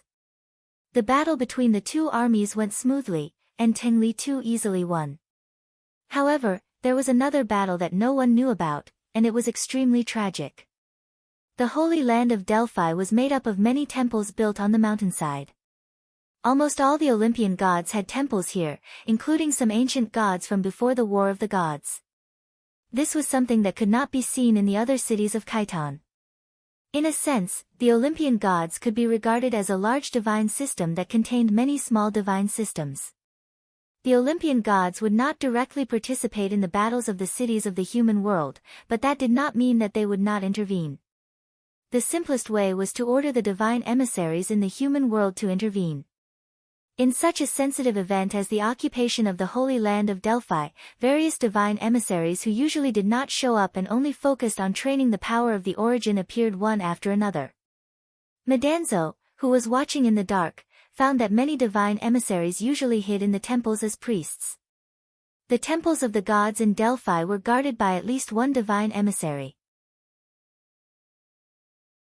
Such divine emissaries were not necessarily eye-catching, nor did they necessarily have a high status. For example, a powerful 9th-level divine emissary in the Temple of Apollo was usually an ordinary low-level priest in charge of the candles. The military action of Tingri II caused conflict among the Olympian gods. Some supported it, while others opposed it. The gods did not directly take action, but sent out divine emissaries one after another, launching a chaotic battle. This battle unfolded in the sky above the peak not far from Delphi. Many divine emissaries died, and even Medanzo, who had experienced many major battles, was frightened. Medanzo was also a 9th-level divine emissary, so he could better understand the cruelty of this kind of battle. With the guidance of the power of the origin, it was possible to pass the test, have endless life, and even have the opportunity to transcend eternal life. This was a great fortune that was rare in the human world. Therefore, these divine emissaries rarely fought with mortals, and they were used to solving problems through agreements like the gods. But this incident was completely different. According to the battle report of the Macedonians, when Tingri II entered Delphi to give his speech, there were thunderbolts and light shining from the distant high mountains, which was a symbol of the gods' blessing to Macedonia and all the people of Hilton. And according to what Medanzo saw with his own eyes, it was actually the divine emissaries who were engaged in a chaotic battle. This chaotic battle lasted until the end of the battle between Macedonia and the allied forces of the various cities, but finally came to an abrupt end. All the divine emissaries who had not yet fallen stopped at the same time, confronted each other in the sky for several days, and then withdrew from the battlefield. Perhaps the gods saw that the divine emissaries had suffered too heavy a loss and did not want to fight anymore. After all, it was not easy to guide a suitable divine emissary. Or it could be that the Olympian gods had reached a compromise or made a new agreement, but these were not what Medanzo knew. Amon also saw the chaotic battle in the message conveyed by Medanzo, and the scene was indeed very tragic. Even the immortal gods could not guarantee that they would not fall if they were involved in it. There was another thing that shocked him: the Olympian divine clan was far more powerful than he had previously thought. Just the divine emissaries who participated in this chaotic battle, there were several whose achievements and magic power were not inferior to Medanzo's, and some of them had fallen. They should be the elite force of the Olympian divine emissaries, and although not all of them, they were already a bit stronger than all the divine emissaries guided by Amon's divine realm after the fusion of Anunnaki and Ennead. Although Amon did not fully understand the situation of the Olympian gods, judging from the power of the divine emissaries, the strength of the divine clan was also beyond Amon's expectations. Amon frowned and asked Medanzo, "The information you showed me seems to be incomplete. There were so many powerful divine emissaries present, and the gods in the divine realm must also be paying attention. During the chaotic battle, you may have lurked and peeped, but when they finished fighting and confronted each other in the sky, how could they not find you? You must have been exposed. How did you come back?" Medanzo replied a little embarrassedly, "It's embarrassing to say too much. I was indeed discovered later, so I quickly fled, but a few divine emissaries had already come over and wanted to stop me. Fortunately, there was actually one person who knew me and did not stop me, so I took the opportunity to escape." "Amon, who? How could he know you?" Medanzo reminded, "Have you forgotten? Typhon, the gatekeeper of the Osiris underworld, is that three-headed golden hound. Didn't he later follow Lord Shue Ding to join the Olympian divine clan?" It was him that I met, and I also heard the voice of Lord Xue Ding in my soul. Since you did not intervene, why don't you leave? Amon was surprised. Xue Ding also spoke. It seems that the Olympian gods are also paying attention there, you can't escape their eyes. Madanzo said worriedly, my God, I always feel that something is wrong. The Olympian emissaries fought so fiercely, and then suddenly stopped. The gods in heaven must have reached some kind of deal. Li Tu's actions were obviously guided by the oracle of Zeus. This is really poking the hornet's nest. And you have been in Macedonia all this time, the Olympian gods can't not be suspicious. I am afraid that we have nothing to do with this matter, I am afraid that it is not the truth, and the gods will not believe it. I am afraid that you are being used by Zeus, and Zeus is using you to divert the conflict between the gods to achieve his own goals. Don't you think that our entry into the Olympian realm has been too smooth, and the days have been too peaceful? Amon frowned again. I have an agreement with Zeus, I can't act as a god here, but I promise to cooperate with him to unify the Hetan Peninsula, and the Kingdom of Macedonia is the choice. After that, the story of Marduk will be repeated, and the divine realms of the continent will be integrated. My purpose is only to find a way to prove it. If he used me, then I also used him. If the Olympian gods really reached a new agreement and diverted the conflict to me, then I asked for it, and I will face it. Madanzo, you have not experienced a real battle for a long time, and you have been watching the disputes of the world coldly, and occasionally intervening is just out of interest. If you really get involved, will you be afraid? Madanzo raised his eyebrows. Afraid? When have I ever been afraid? Then he could not help but sigh again. My God, you are so right. The days of peace have indeed passed for too long, and the peace has almost made me not feel the conflict in my heart. Until today, when I saw the fall of those emissaries with my own eyes, I know that the challenges I face are far from over, and I have not felt so frightened for a long time. Not only Madanzo, but Amon himself was also lost in thought. Since the creation of the kingdom of heaven, Amon did not seem to know what to do. Perhaps he did not need to do anything, and only needed to enjoy eternity in the kingdom of heaven like many gods. Perhaps there were still many things to do, because his kingdom of heaven was not yet perfect, and the world created in his soul could be more colorful. But after the achievement of surpassing the God of creation, Amon did not realize his original vow. He was essentially no different from the gods that he had once despised and ridiculed. That was why Amon left Seleng and came to the Hetan Peninsula to start a new experience. In the process, he pursued the unknown path, and also gained a lot of new insights. Indeed, as Madanzo said, since Amon came to the Hetan Peninsula, he felt completely different from before. The days were too peaceful, and he could hardly feel the conflict in the peace, which was not normal for him. Whether it was the human world or the gods, it was far from peaceful. The Olympian gods had already erupted in conflict, and there would certainly be some conflict between them and him. Just then, a servant outside the door came in. Mr. Amon, someone wants to see you. Amon asked loudly, who is it? The servant replied, it's a young lady, very beautiful, and she claims to be Xue Ding. What a strange name. Does Mr. Amon know her? Amon quickly got up and said, invite her in. Then he said to Madanzo, go to the palace, Alexander has been worried about you. Madanzo, I'll go to the palace now, I won't disturb your meeting with her. Sure enough, she was the first to come, and she must want to tell you something. We also have to be careful about the Olympian gods. As Madanzo left, he passed by the goddess Artemis, who had just entered the door, and did not forget to greet her. Amon came to the door and smiled. Xue Ding, if you want to see me, just come directly, why do you need someone to inform you? Artemis did not smile, but said with a straight face, you are here as a mortal, and I come to see you, of course, I should see you as a mortal. As she spoke, she waved her hand and covered the room with magic, isolating the sound inside and outside. Even the gods could not secretly spy on the conversation between the two.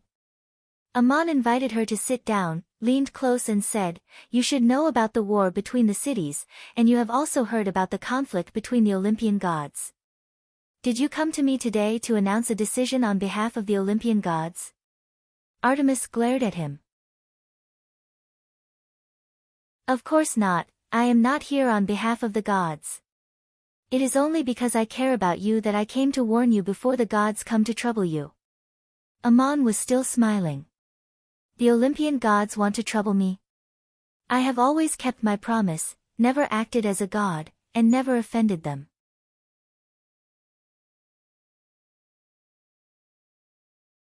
Chapter 320. Ammon had promised to cooperate with Zeus, to complete a pioneering undertaking. To foster a powerful city-state, punish Euron and Gabados, unify the Hellenian Peninsula in a real sense, and then cross the straits to the west to conquer the entire Persian Empire. Only gods like them dared to imagine such a grand undertaking. This city-state would be chosen by Ammon, as long as the main god that the city-state believed in was Zeus. Zeus and Ammon would work together as god and man, respectively, to promote this matter. And Ammon chose the Kingdom of Macedonia, a small state that would not only punish Euron and Gabados, unify the Hellenian Peninsula, but also attack the Potsdam Empire in the future. It was not that whoever Ammon chose would have this achievement, but that the Kingdom of Macedonia had the best potential, so Ammon chose it. After making the agreement with Zeus, Ammon had been acting as a mortal, waiting for an opportunity to rescue the mission led by Aristotle, and brought Medanzo to the Kingdom of Macedonia with the mission, and Zeus sent down an oracle at the right time. Ammon came to Macedonia, living in seclusion and not attracting attention. It seemed that he did nothing, but everything that happened was going according to the plan of the two gods. A god like Ammon did things so mysteriously that everything seemed to happen intentionally or unintentionally, and he seemed to have done everything, pushing things forward at the most appropriate time in a way that people could not perceive. Only by looking back and thinking about it carefully could one suddenly understand. Macedonia, which was internally stable and had no strong enemies outside, had formed a brand new legion. With this legion as the main force, Philip II's first target turned out to be Delphi, the holy land of the Hellenian United Kingdom. Of course, the Olympian gods knew that Ammon was in Macedonia, and as soon as Philip II went to war, even if the mortals did not know what Ammon had done, the gods reacted. This move of Zeus first touched the interests of some of the Olympian gods, and was about to break the pattern formed in the human world since the War of the Gods. It attracted the opposition of a group of gods led by Apollo, so the messengers of the gods broke out in such a fierce battle in Delphi. While the oracles fought fiercely in the human world, the Olympian gods quarreled fiercely in heaven. The gods were divided into three factions. One faction was naturally led by Zeus, the father of the gods, and supported Zeus' decision.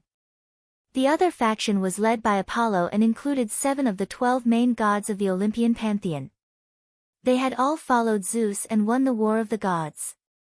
They all accused Zeus of colluding with Ammon to intervene in the disputes of the human city-states, violating the interests of the gods, and violating the agreement. There was also a faction led by Themis, the goddess of justice and fairness. Most of them represented the ancient gods before the War of the Gods. They were relatively neutral and mediators of this conflict. Especially Themis, who had always played the role of the adjudicator of the disagreements of the gods in the divine kingdom. Zeus first proposed for the oracles on earth to stop fighting and wait for the gods to reach a new agreement. This proposal was supported by Themis, and Apollo and the others also agreed. Apollo asked Zeus to disclose the agreement between him and Ammon, as well as the purpose of the conflict, what role Ammon played in it, and what was his purpose. This request was also supported by Themis. Zeus then calmly told him everything. He told the gods his plan, which would bring greater benefits to the Olympian pantheon in the future, and what Marduk had done. Marduk came to the human world as Darius and invaded the Olympian pantheon with the purpose of integrating the divine realm. Only by unifying the Olympian pantheon could they retaliate against Marduk's invasion. Zeus was not only retaliating for the sake of revenge, but for him, it was also a kind of confirmation. For the entire Olympian pantheon, this was the first invasion by another pantheon. If there was no counterattack, how could they prevent similar incidents from happening in the future? Moreover, this was also good for the Olympian pantheon, as it could shine the light of the gods all over the continent. Zeus promised that with the expansion of the divine realm in the future, the gods would be able to guide their believers and oracles in a larger area of the human world, and obtain more divine realms. The losses in the internal disputes would be made up for in the external expansion. The gods were persuaded by him and reached a compromise and a new agreement, so the emissaries of the human world left the battlefield. The Olympian pantheon had reached an agreement to unite against foreign enemies, and Zeus' goal was achieved. The rest was up to the kingdom of Macedonia, and the gods would cooperate and help. Then there was one person who seemed very conspicuous and unnecessary, and that was Ammon, who was still living in the kingdom of Macedonia. Ammon did not come for the Olympian pantheon. He agreed to cooperate with Zeus to explore his own path of confirmation. He was another king of heaven, and if the Olympian pantheon wanted to seek benefits in the expansion, then the existence of Ammon would be incompatible, and sooner or later there would be a conflict. Now that Ammon was in Macedonia, it would inevitably have an impact on the king of Macedonia. For example, Alexander had promised Medanzo, if I can reach Iga one day, I will personally offer sacrifices to His Highness Ammonius and rebuild the temple of Isis. If Ammon was allowed to stay, the future achievements and benefits of the Olympian pantheon might be inexplicably stolen by Ammon. Even if Zeus could tolerate it, the Olympian pantheon would not agree.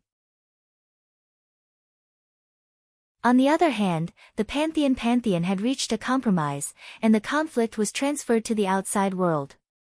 Ammon had become a target of hatred for Apollo and others. After all, they had suffered heavy losses in this dispute. Even if they did not pursue Zeus, they could still pursue Ammon. So Apollo proposed to expel Ammon from the divine realm of Olympus. Zeus objected because he had an agreement with Ammon, and Ammon did not violate it. The pantheon began to quarrel again, and Artemis, who represented the neutral side, made a ruling: Ammon could not be expelled in the name of the Olympian pantheon, and the gods would deal with their own personal grievances and bear the consequences themselves. Zeus, the father of the pantheon, also agreed with this ruling. When the pantheon reached a final agreement, Artemis came to remind Ammon immediately. She had the most special relationship with Ammon among the Olympian pantheon, and her situation was also the most awkward. So she came to see him as a girl and explained the situation with a straight face as soon as she entered. Ammon understood the whole story and said gratefully, "Thank you for coming to see me in this situation and telling me all this. Aren't you afraid of the gods' suspicions?" Artemis said angrily, "What am I afraid of? You did not violate the agreement, and I cannot expel you in the name of the Olympian pantheon. The gods can only deal with it as a personal grievance. Based on our personal relationship, of course I have to remind you that even if someone is dissatisfied with you, they can't attack me." Tong Meng asked with a smile, "I'm a little curious." The battle between the gods on earth was so fierce, and many people died. And the gods in heaven have been arguing and negotiating, and did not do anything themselves. Artemis replied, "What's there to be curious about? When Zeus established the heavenly kingdom, he made the gods make an oath that they could not attack another god because of internal affairs. When the gods of this pantheon challenged the gods of other pantheons, they could not attack the gods of this pantheon. When the gods of other pantheons challenged the gods of this pantheon, they could not help the gods of the other pantheon." Ammon said, "This is very much like the covenant between the city-states of Khiton, and the Olympian pantheon is also like an alliance. Zeus did this very wisely, to prevent the gods of the pantheon from challenging his position, and to prevent the history of him defeating the previous god of creation and fusing the divine realm from happening again." Artemis nodded and said, "The kingdom of Khiton is the realm of Olympus, and the city-states believe in the gods of Olympus. What happens on earth must reflect the scene in heaven, which is the source of a civilization." As for the oath that Zeus made the gods make, it was also a lesson learned from the War of the Gods and the history of other pantheons.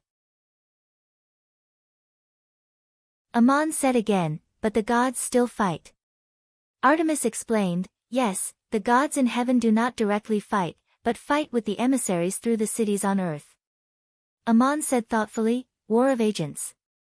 I came from the ancient town of Duk in the east. It is said that the continent is the center of the world, and Olympus is the new pantheon of the West. So what you are talking about is the tradition of the West. The Olympian pantheon made a decision this time to shift the conflict and unite against the outside world. It seems to be the source of a habit to resolve internal differences by outward expansion. Artemis asked, have you seen the city-state republic of your own? It is very similar to the situation of the Olympian pantheon today. There is a saying you should have heard, Euron is the Euron of the Euron, the empire of the Chitons. People are not gods, they will act according to the guidance of the gods as they understand them, with their own desires. This kind of inheritance will still manifest in various forms even after thousands of years. Amon, I am not here to discuss this with you, but to remind you that it is best to leave here first, soon someone will come looking for trouble. Amon shook his head and said, I have not violated the agreement, why should I leave here? Isn't it good that you can see me here? We meet as mortals on earth. Artemis's face finally showed a gentle expression, and she held one of Amon's hands and said, I heard that you have promised Zeus that the Olympian gods can enter your divine realm, and I can see you at any time, right? But now the gods want to deal with you, even if they are not as powerful as you, they will use all kinds of methods and means. Since you can't act as a deity, you'll definitely suffer.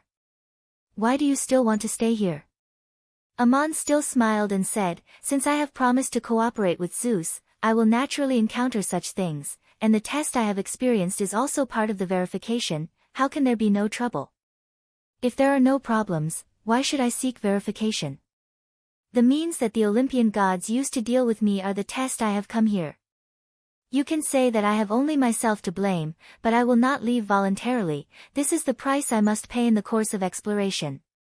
Artemis clenched Amon's hand and said with concern, I am not here to persuade you to leave because the gods want to force you to leave, you have not fully understood what I mean. I have a feeling that Zeus is using you and scheming against you. I know this father of the gods better than you do, and you are seeking verification, and he is also seeking verification. At this point, Artemis did not continue, but imprinted a message into Amon's soul, telling him of her guess and judgment. Both Amon and Zeus had achieved achievements beyond the gods of creation and created their own divine realm. She did not know the name of this realm, and Artemis called it the God of Gods, according to the ancient prophecy of the plains of Duk. But whether it was Zeus or Amon, they were faced with a potentially serious problem. What should they do if other gods in the divine system achieved the same achievements in the future? In the ancient divine system, if a god also achieved the achievement of the God of creation, they could break away from this divine system and no longer be bound by the oath.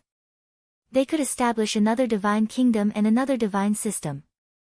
For example, Seth's wish was like this. But the situation of Zeus was different. He surpassed the gods of creation and achieved the achievement of the God of Gods, fused with the divine realm of the original God of creation, Unos, created the divine realm of Olympus, and made the gods make an oath to prevent similar situations from happening again. But if another god in the divine clan also achieved the achievement of the God of Gods, how could the two gods of gods coexist? Zeus could not prevent another god from creating his own divine realm. If another divine realm was created in the eternal realm, it would lead to the division of the divine clan and violate the oath of the gods.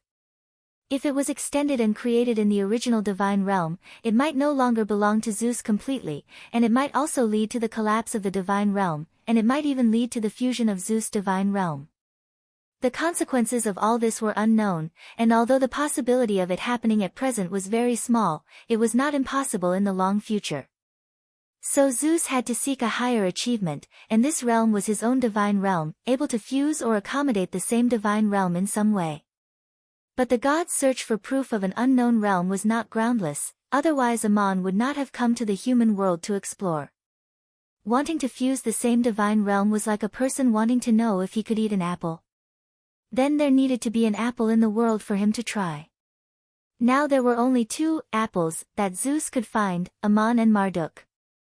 The world of freedom, created by Marduk, was quite different from the divine realm of Olympus, created by Zeus, and it was obviously a search for proof of another path and could not be compatible. And Amon's kingdom of angels was very similar to Zeus' divine realm. Zeus and Ammon cooperated to deal with Marduk. Wasn't he also thinking about Ammon?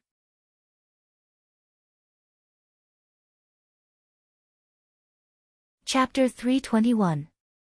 302. Too cool. If the process of Marduk's incarnation of Darius establishing the Potsdam Empire was proof of his creation of the Mahasvara, then the process of Zeus unifying the Hetan Peninsula with the help of the rise of Macedon and conquering the entire continent was his exploration to prove his higher achievements, and Ammon was a very important part of it. The divine realm of Olympus and the divine realm of Ammon's kingdom of angels would collide sooner or later. At that time, if Ammon still wanted to establish a foothold on earth and have a divine realm, there might be two outcomes. One was to fall in the inevitable frontal conflict, and the other was that his divine realm would somehow integrate into the Olympus divine realm and coexist. In other words, if Ammon was defeated in the conflict and wanted to fulfill his promise and leave a guide of faith on earth, then he might join the Olympus divine clan as the Lord of Heaven and let Zeus integrate his kingdom of angels into the Olympus divine realm, which was an unprecedented attempt. Ammon was a god outside the Olympus divine clan, and whether Zeus succeeded or failed, at least he would not cause the collapse and division of the Olympus divine realm. The process of all this was Zeus' path to a higher realm, and when he could try it, it would be the most rare opportunity. To describe it in the simplest way that mortals could understand, if the Macedonian Empire rose and annexed the entire continent, including Igut, what would Ammon do? He had to abide by his oath and leave a guide of faith on earth to heaven. Unless he had fallen, he would cooperate with Zeus and let Zeus try another kind of fusion. Would Ammon want to see this day come? In fact, whether he was willing or not, he had to make a choice when the time came. The beginning of all this had now appeared, and Ammon was personally involved. As a god, Artemis had already seen the seeds germinating. How could she not worry about Ammon? This was the case for Zeus, and it was another case for Ammon. Ammon was the one and only god. Even without the matter of Zeus, if one of the angels he guided in the future reached the same achievement as him and could create a heavenly world, then what should Ammon do? They believed in Ammon as the only god. This sincere belief was also included in the achievements of the angels, and it was also their oath to join the kingdom of heaven. Therefore, the problem did not lie with such an angel, but with the Lord of Heaven, Ammon. Ammon had to be able to integrate the newly created heaven world of the angel with the entire heaven, becoming the new connotation and extension of the kingdom of angels. Don't forget Ammon's vow: if I can become a god, what kind of god will I be? I myself don't like those gods, and I even loathe them. With this belief, no matter how much I cultivate, I won't be able to become one of those gods. This is decided by the test of origin power.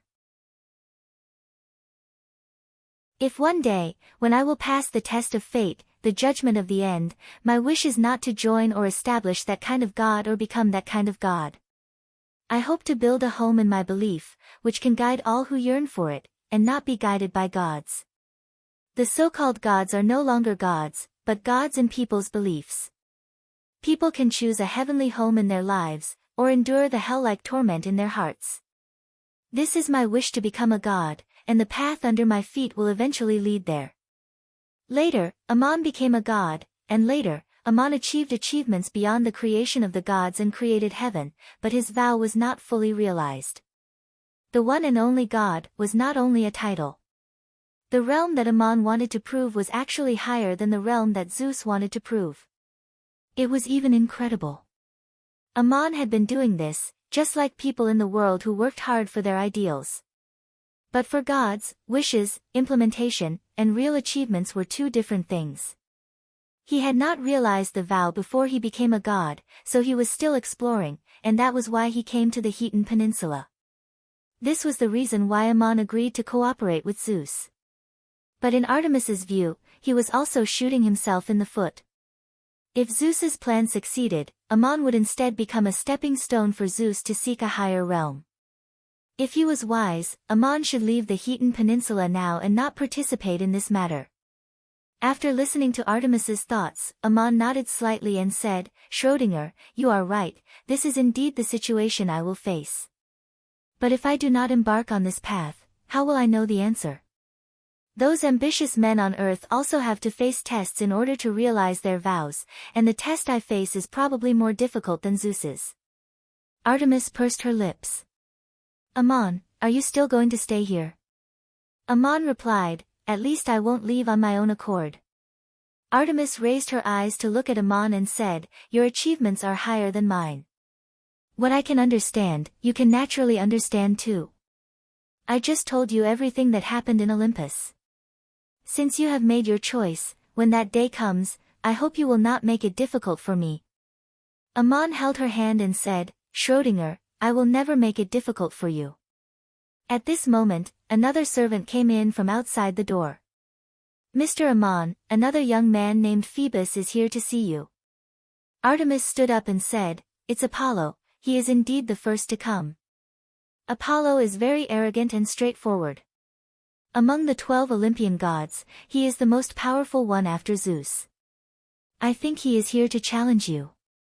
Ammon asked, challenge me? In what name? Artemis said, in his own name. Of course, he has a reason to attack. You have to be careful. Artemis left from the backyard without meeting Apollo. When the servant came in with a young man, even Ammon's eyes lit up. He waved at the servant and said, you can leave first. I have something to discuss with this gentleman. As soon as the servant went out, Ammon waved his hand and set up a magic circle, covering him and a Lobo in the center of the circle to prevent the movements in the house from disturbing the outside world. The god in front of him looked less than 30 years old, and he was the most handsome man Ammon had ever seen. He wore a robe with one shoulder bare, and he held a beautiful harp in his other hand. Apollo had a broad forehead, firm and confident eyes, and wore a laurel crown. His long hair hung down to his shoulders, his body was well-proportioned and fit, and his face was impeccable. He stood there with an indescribable masculine charm. Ammon's disciple, Medanzo, was already quite handsome, but compared to Apollo in front of him, he was clearly lacking something. If this god was here to compete with Ammon's handsomeness, then Ammon had already lost. Ammon greeted him in a calm tone. Are you Apollo? I have seen your statue and thought that the craftsman carved the most beautiful man imaginable, but when I see you in person, I feel that the statue is far from being able to capture your splendor. Have you also come to see me as a mortal? When you were outside the door just now, you attracted the attention of passers-by. Ammon's last sentence was obviously teasing, and Apollo's expression was cold. I have also come to see you as a mortal. It seems that Artemis has just left. Ammon, yes, she has just left. I think you should first express your apology for disturbing my meeting with her. If you have something to say, just say it, I have come to challenge you.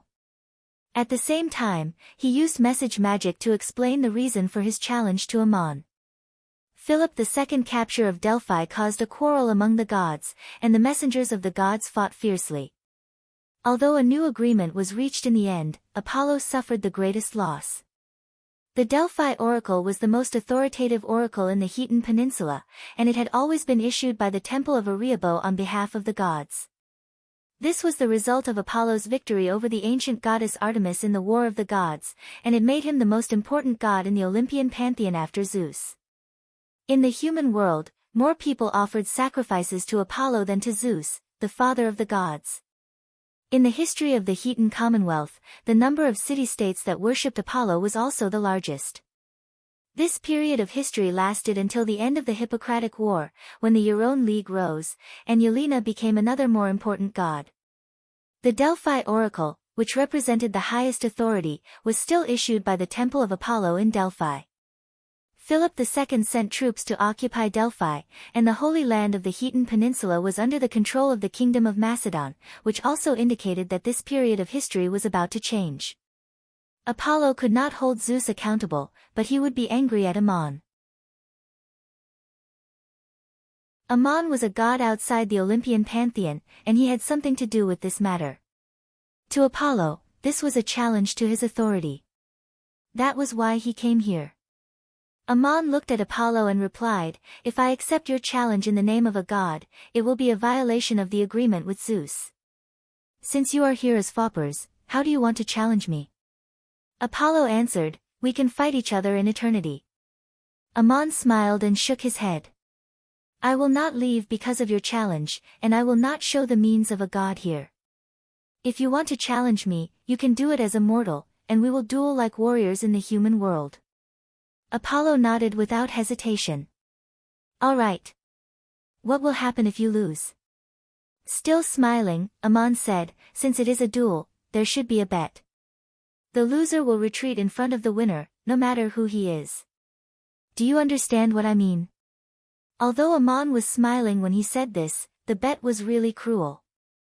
For a god, it was not easy for one side to retreat in front of the other. For example, if Ammon was the victor and one day strolled to the temple of Apollo in a good mood, then the connection that Apollo had placed on the statue of Apollo would also have to be withdrawn and would not appear in front of Ammon. This duel was very troublesome. If Ammon killed Apollo in the divine realm of Olympus, he would publicly anger the gods, and it would become the invasion of another pantheon. It was very likely that the gods would besiege him, and it would lead to a chaotic war between the two pantheons. However, Apollo might want to take the opportunity to kill Ammon. If he succeeded, the divine realm created by Ammon would disappear, and there would be no need to talk about the rest. Therefore, Ammon could not be killed by Apollo, nor could he easily kill Apollo. If Apollo was defeated, he would come back for more trouble, or ask a few other gods to help him. That would be a headache for Ammon. So he made this bet.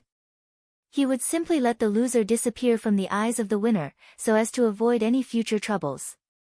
Hearing this, Apollo slightly curled up the corner of his mouth and said, no problem. If you are lucky enough to survive after losing to me, you must never appear in front of me again. Immediately leave the Heaton Peninsula and hide in your divine realm. If one day I am interested in visiting the Igut, your statue must not open its eyes in front of me. What I suffered in the Battle of Delphi, you will suffer double. Ammon nodded and replied frankly, the result of the Battle of Delphi cannot be said to have nothing to do with me. It is reasonable for you to have such a request. I once promised Zeus that the Olympian gods could enter my divine realm. But if I win, you will be excluded. Wherever I go, even if it is your divine realm, you will have to retreat. Apollo waved his hand. Cut the crap. Where do we fight? Ammon said, of course not here. Let's go to the suburbs. There is a place on the precipice of a mountain in the distance that is very suitable for you and me to fight. Don't worry, let's walk there. You can think about it on the way and back out at any time. Apollo said, I only hope that you don't regret it. Then let's go. Ammon said to the servants that he might be back late today, so there was no need to prepare dinner. Then, he went out with Apollo. He walked unhurriedly through the streets of Macedonia toward the outside of the city, while Apollo strode expressionlessly in front. Many passers-by stopped and involuntarily looked at Apollo, especially the women. They all exclaimed, who is this? God, he's so handsome. How can there be such a handsome man in this world? Oh my God, isn't this my dream lover? Many girls even jogged behind Apollo, just to catch a glimpse of this handsome man. Ammon walked behind Apollo, like a follower or servant. All the glory belonged to the god in front of him, and no one noticed him at all. When they left the city, Medanzo quietly appeared beside Ammon. Ammon did not speak, but explained the cause and effect of the matter through message magic. Medanzo looked at Apollo, and there was also surprise in his eyes. This god did not have any eye-catching decorations. He only wore a crown made of cassia branches, an ordinary white robe, and held a harp in his hand. However, his every movement had a soul-shaking charm. He did not need to deliberately show off, and he could naturally make everyone gasp in admiration. Apollo walked through the streets, and his aura was even more eye-catching than Medanzo's. After watching for a while, Medanzo suddenly curled his lips and said, so what if he is handsome? He actually dared to challenge Ammonius, he must have taken the wrong medicine. Ammon could not help but laugh and said, he did not take the wrong medicine, he knows very well what he is doing. You should also be able to learn something from this person. Sooner or later, you will also have such charm, and when you have it, you will not think as you do today. Apollo's voice suddenly came from his soul. Ammon, are you going to attack with the oracle?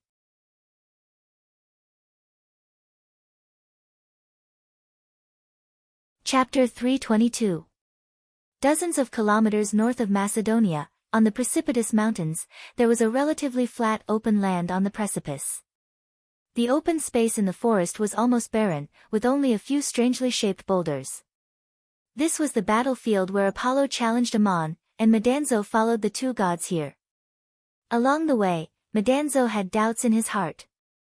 He did not think that Apollo could defeat Ammon, but he was also wondering how much Ammon would have to pay to defeat Apollo.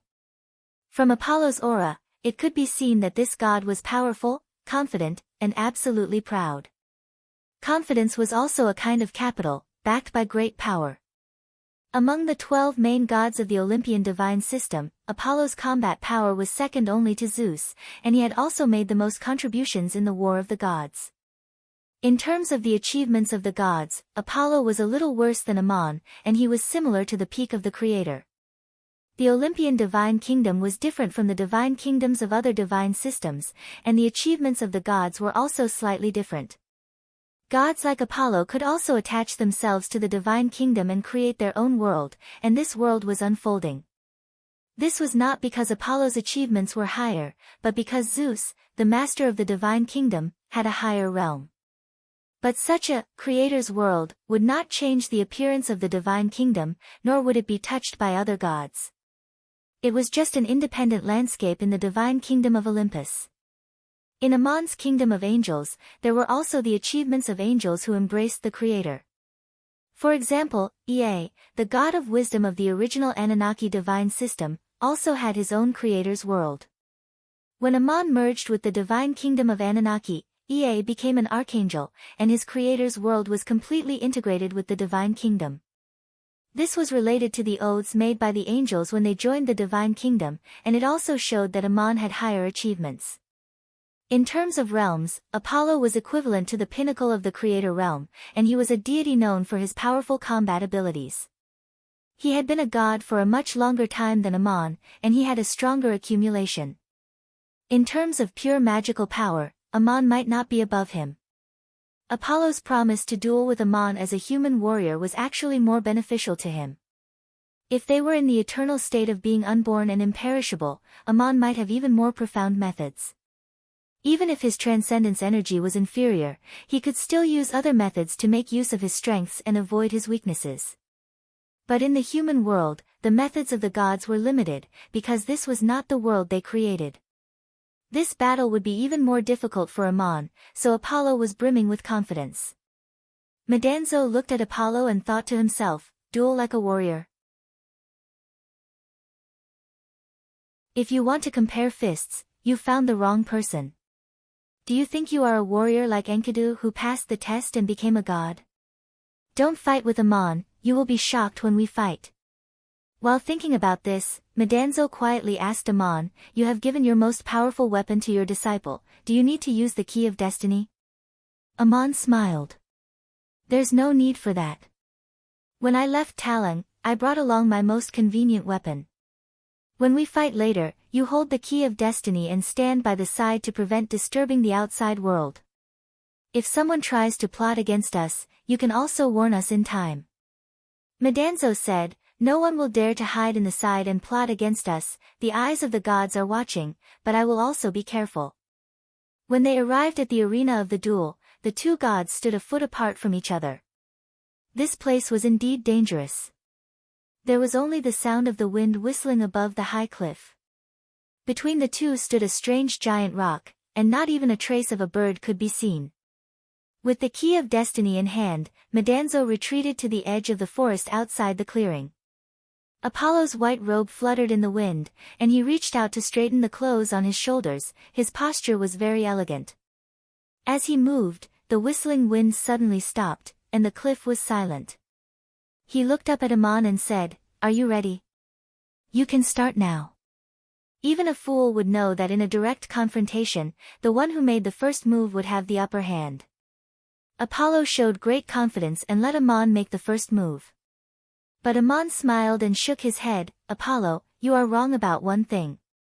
You are the one challenging me, not the other way around. If you don't want to fight, just admit defeat. Apollo's handsome face showed a hint of anger, and he picked up the harp and plucked it. With a clang, a murderous aura swept over. The strange boulders on the clearing twisted and wriggled under the light, but they did not shatter into pieces. Instead, they softened silently and disappeared like water. Outside the clearing, Madanzo was shocked. No wonder Apollo was so arrogant, his moves were indeed shocking. The magic generated by the plucking of the harp was accompanied by the most brilliant magic in the world. It was still elemental magic, not beyond what the mages in the mortal world could use, but it was a combination of all elemental magic and could control all forces in the environment. If the person facing the sound was Madanzo, he could only use the key of fate to protect himself.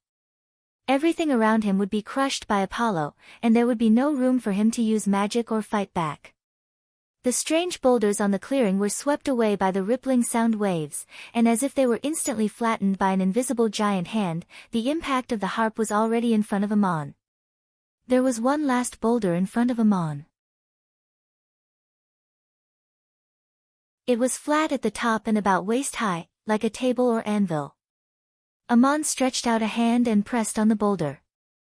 The boulder seemed to have become one with his body and soul, and the rippling impact dissipated. Ammon was unscathed. The first attack was silently neutralized. Apollo narrowed his eyes and kept plucking the strings with his fingers. One attack after another, accompanied by the melodious sound of the harp, attacked Ammon continuously.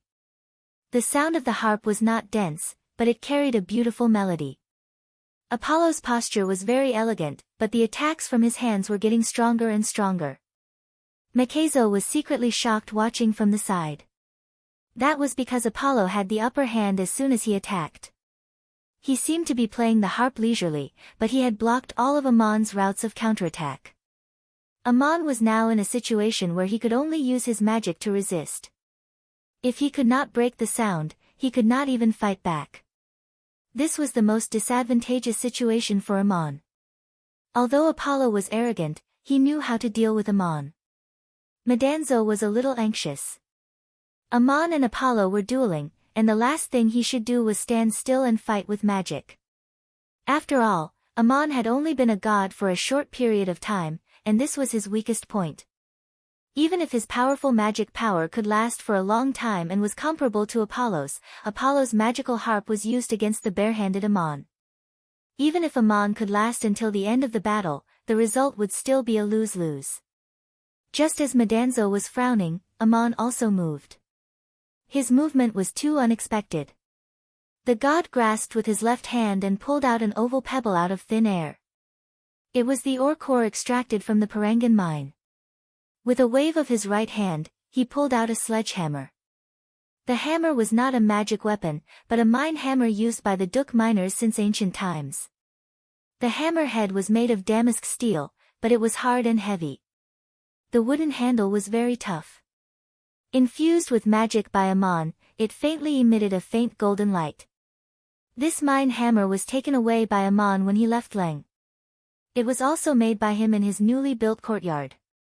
The hammer and the ore core were placed in a spatial magic tool and were taken out at this time. Madanzo knew the origin of the mine hammer, but he did not know when Ammon brought the ore core with him.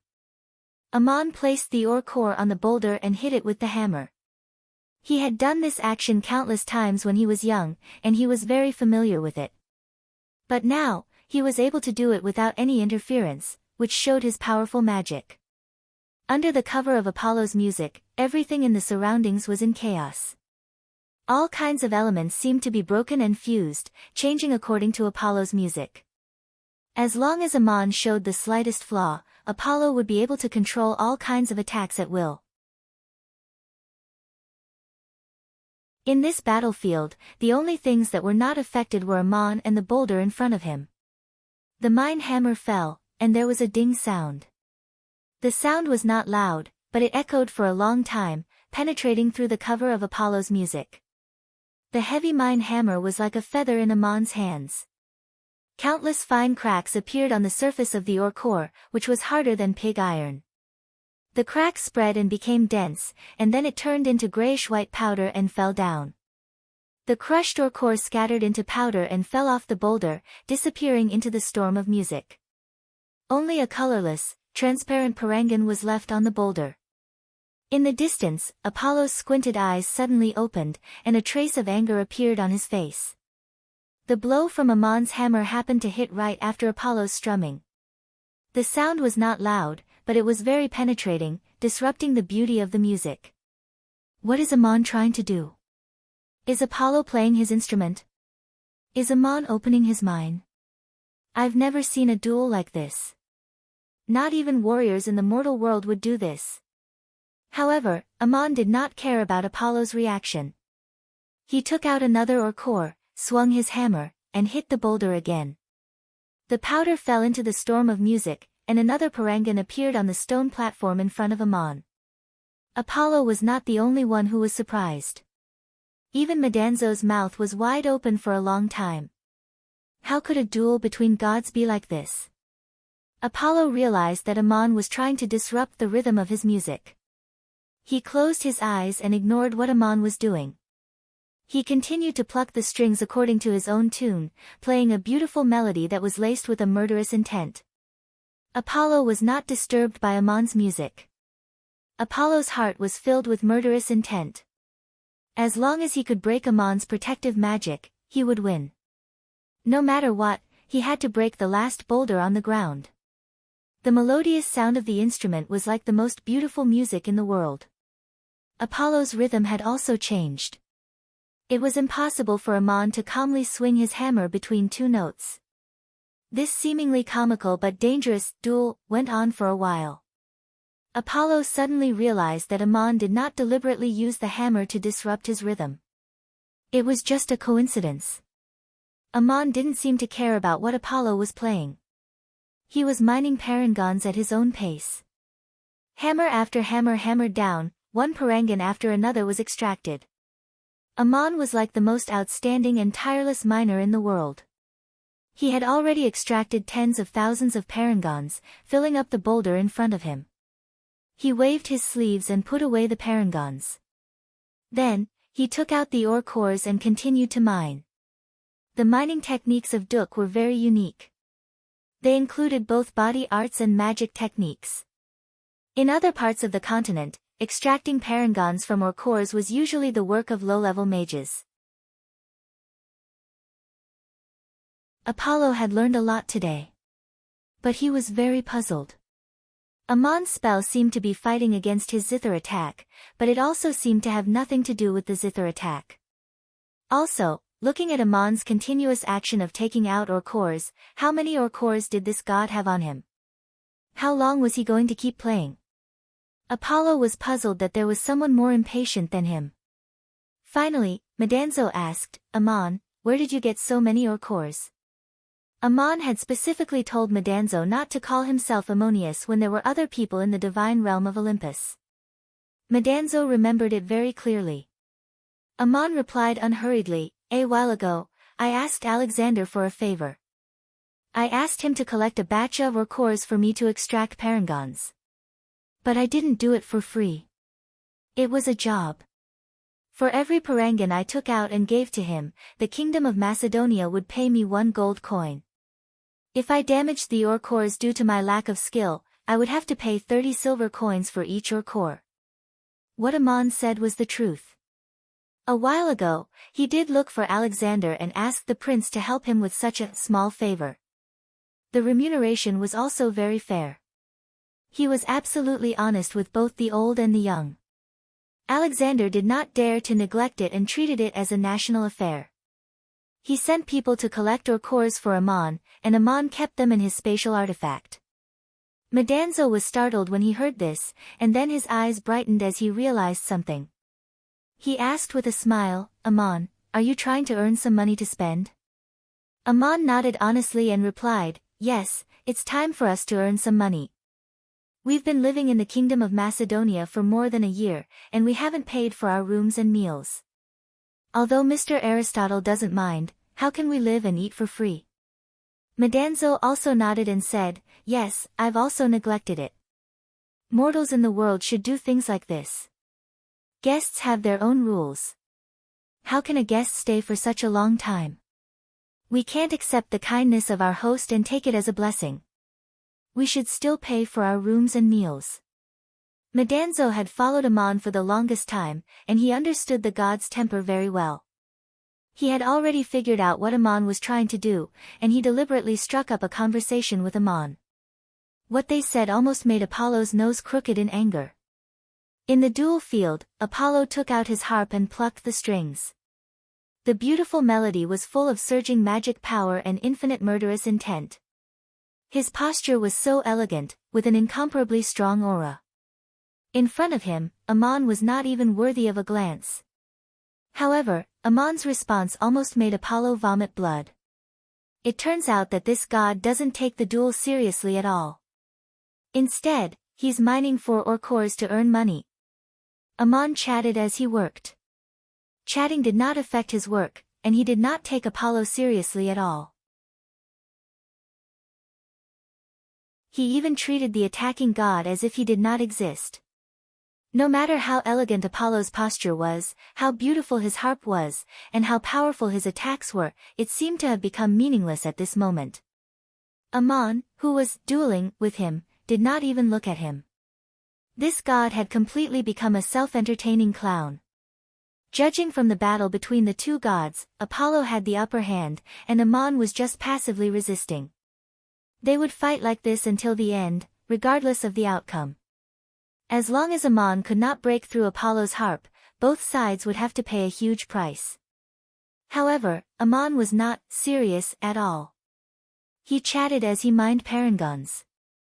Did gods need to earn money? Even if Amon wanted to earn money as a mortal, there was no need to do so at this time.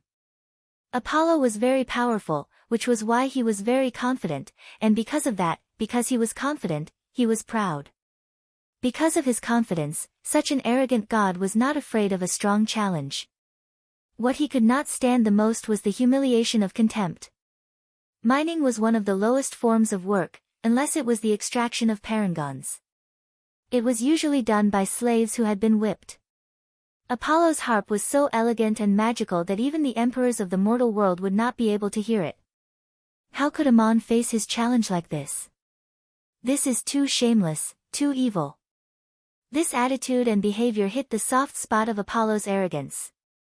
Apollo was angry, and the consequences were serious. His harp suddenly became urgent, no longer as soothing and graceful as before. It was as if thousands of golden snakes were dancing on the harp strings. His marble-like fingers plucked on the harp strings, emitting dazzling rays of light. These rays condensed great magical power that could penetrate through time and space, and shot towards Amon, but were scattered in front of the stone table. There seemed to be an invisible barrier in front of Amon, covering the stone table he was working on. However, Apollo's harp also contained a power that could penetrate the soul, which could not be blocked by any tangible magic. It must be resisted by a stronger soul. At this time, the surface of the giant rock was once again filled with the mined parangons. Amon waved his sleeves and put them away. He then took out another ore core and smashed it with his hammer. With a muffled sound, the ore core broke into several pieces, but no parangons appeared. Amon, the Lord of Heaven, one of the gods with the highest level on the continent, had accidentally destroyed the ore core with the skill he was most familiar with since childhood. This was simply unimaginable. However, under Apollo's powerful attack, Amon did not control the hammer well this time. At this time, it could be seen that Apollo's magic power was profound and mysterious. He was definitely a strong opponent that Amon had never met before. Even Metatro couldn't help but cry out in surprise. Amon let out a long sigh and stopped his movements. He looked up at Apollo and said, "You really are good, you made me pay 30 silver coins." Apollo's fingers trembled, and he almost broke the strings of the divine harp. Such an earth-shattering skill that even the gods would admire was only worth 30 silver coins in Amon's mouth. He finally could not help but shout, Ammon, in a duel between warriors, whether you win or lose, you should respect your opponent. How can you be so rude? Ammon did not answer. He took out another ore and was about to smash it again. Medanzo, who was outside the battlefield, interrupted, Apollo, you are so rude. I don't know what you used to be. Maybe you were a musician, and your harp is really good. But Ammon has been a miner since childhood, and mining parangons is a skill passed down in his family. His mining skills are no worse than your harp skills.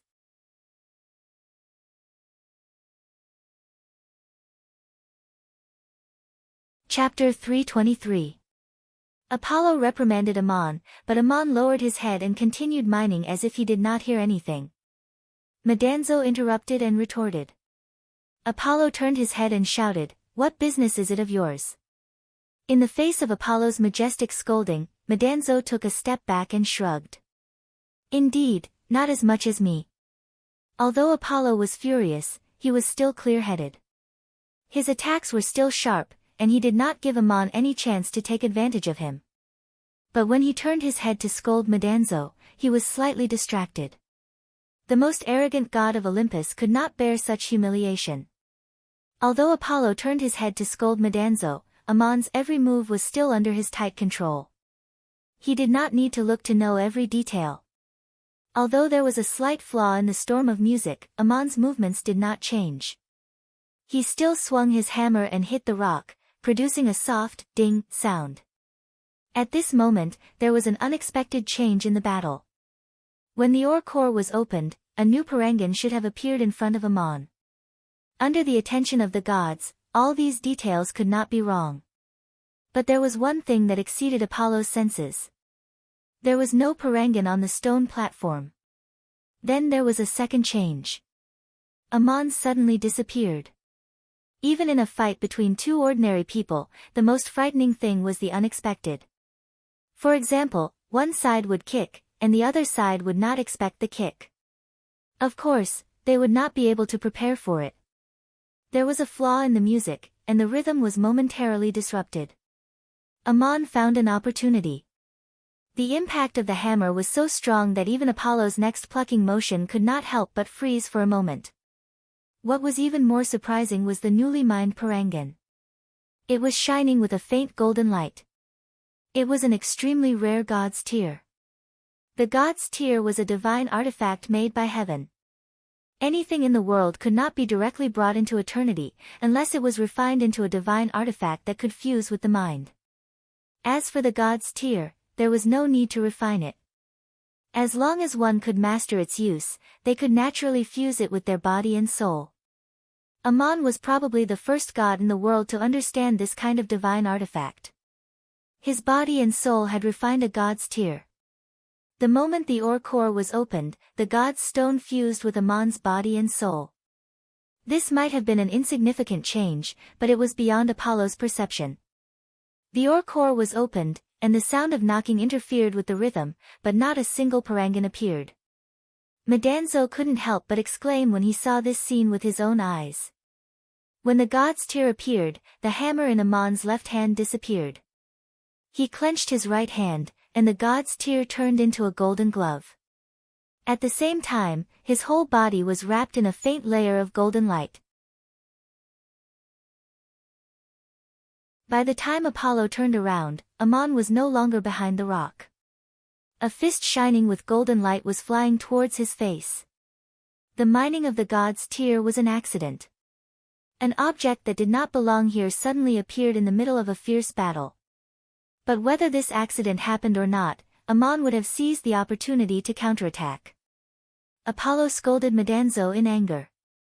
There was a momentary flaw in the sound of the harp, and Ammon's knocking disrupted his rhythm. The appearance of the god's tear was another kind of test for both gods. Ammon's reaction was faster than Apollo's. He was almost unaffected, and he naturally took advantage of this accident, as if he had such a glove on his hand. The golden light penetrated the sound of the harp, and the distance of a foot seemed to be non-existent. He disappeared from behind the boulder and punched directly in front of Apollo.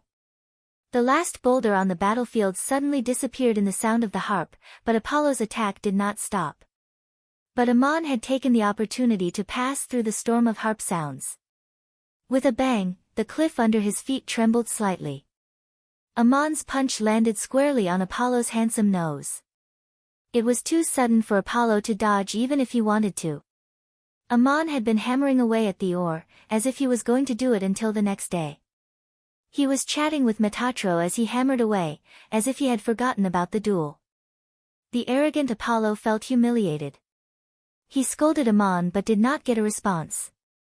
He could not help but scold Medanzo, but Ammon retaliated at that moment. Would Ammon make his nose bleed? Of course not. The gods were a different kind of existence. They would only be hurt physically and spiritually, not like mortals who would be torn apart. In a moment of desperation, Apollo could only use his magic to resist the blow. At the same time, he tried to use spatial magic to retreat, but he was too late. Ammon's punch could collapse half the mountain. Apollo was so strong that Ammon only managed to make his nose crooked. Apollo's nose was almost crooked in anger, but this time, it was really crooked. The physical and spiritual damage of the gods could also be seen externally.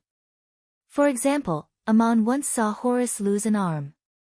This was the state of mind of Horus at that time. But Apollo did not have the state of mind to keep his nose crooked. The punch had hurt him badly. He immediately used his magic to straighten his nose and restore his handsome face. But with such a short change of mind, Apollo did not dodge Ammon's second punch. Ammon's left hand was not gloved, but it was covered in a faint golden light. He stepped on the spot, bent over, and swung his fist at Apollo's stomach. How was this a duel between deities? It was simply a brawl in the marketplace. Apollo blocked Ammon's fist with the harp in his hand. There was a burst of strings, and even Medanzo, who was far away, had to take out the key of destiny and use his magic to block in front of Apollo. All 13 strings were broken, and the golden light on Ammon's fist shattered at the same time. But the punch still landed on Apollo's stomach. The harp was a divine artifact. The broken strings were not destroyed, and the broken strings could still wrap around Ammon's wrist. But Ammon had already retracted his fist. This punch broke the spatial magic that Apollo was about to use. He wanted to dodge, but he could not. The god bent over like a shrimp and was sent flying by Ammon. His head fell forward, and his hair flew. But Ammon did not have the slightest intention of slowing down. He jumped forward and reached out his gloved right hand to grab Apollo's head. When gods fight, do they fight like women fight? For example, Ammon. Apollo was not the only one who did not expect this. Even the gods who were watching the battle in the kingdom of heaven were stunned. Ammon had made it clear that he was not here as a god, but to accept the challenge like a mortal. However, when noble warriors dueled in the mortal world, they usually took out their weapons and swung their swords at each other, appearing very imposing and dignified. Who would do what Ammon did? But when he was a child in Duk, this was how he fought with other children. On a real battlefield, even if a general fell from his horse and fell into the enemy's formation, he would be surrounded by the enemy's ordinary soldiers. As a weapon, he could only use his fists to block. Unless it was a warrior like Enkidu, no one would be able to get close to him with a single punch. Otherwise, such a scene was very normal. In a battle, life and death were only a hair's breadth away. Why couldn't the head be pulled? Just now, his nose had been smashed crooked by Ammon's punch. If Ammon tore his head off, it would be really embarrassing. Apollo could not let Ammon succeed no matter what. He roared as he flew backward, tried to shrink his neck, and punched at Ammon's chest. Ammon met it with his left fist. The fists of the two gods collided. There was no sound, but there was an explosion of annihilating power. In the distance, Medanzo, who was holding the key of fate, could not help but kneel on one knee. The fists of the two gods shattered like the core of a mine, and their arms disappeared in the air. Their bodies were separated by the explosive force. This punch was a lose-lose. Ammon did not grab Apollo's head, but he tore off the laurel crown on his head. Ammon was injured. One of his fists was broken, but his reflexes were not affected at all. He grabbed the laurel crown with his right hand and shook it. The glove disappeared and merged with the laurel crown. The laurel branches spread out and turned into vines with golden light. They extended and sprinkled down, binding Apollo's body tightly. Ordinary ropes and vines could not bind a god at all. Apollo could break free with a transformation magic. But the vines that the laurel branches turned into were wrapped in golden light. Ammon used his great magic power to cast two kinds of magic at the same time, the entangling vine web he learned from Murin and the imprisonment of Isis he had always been good at.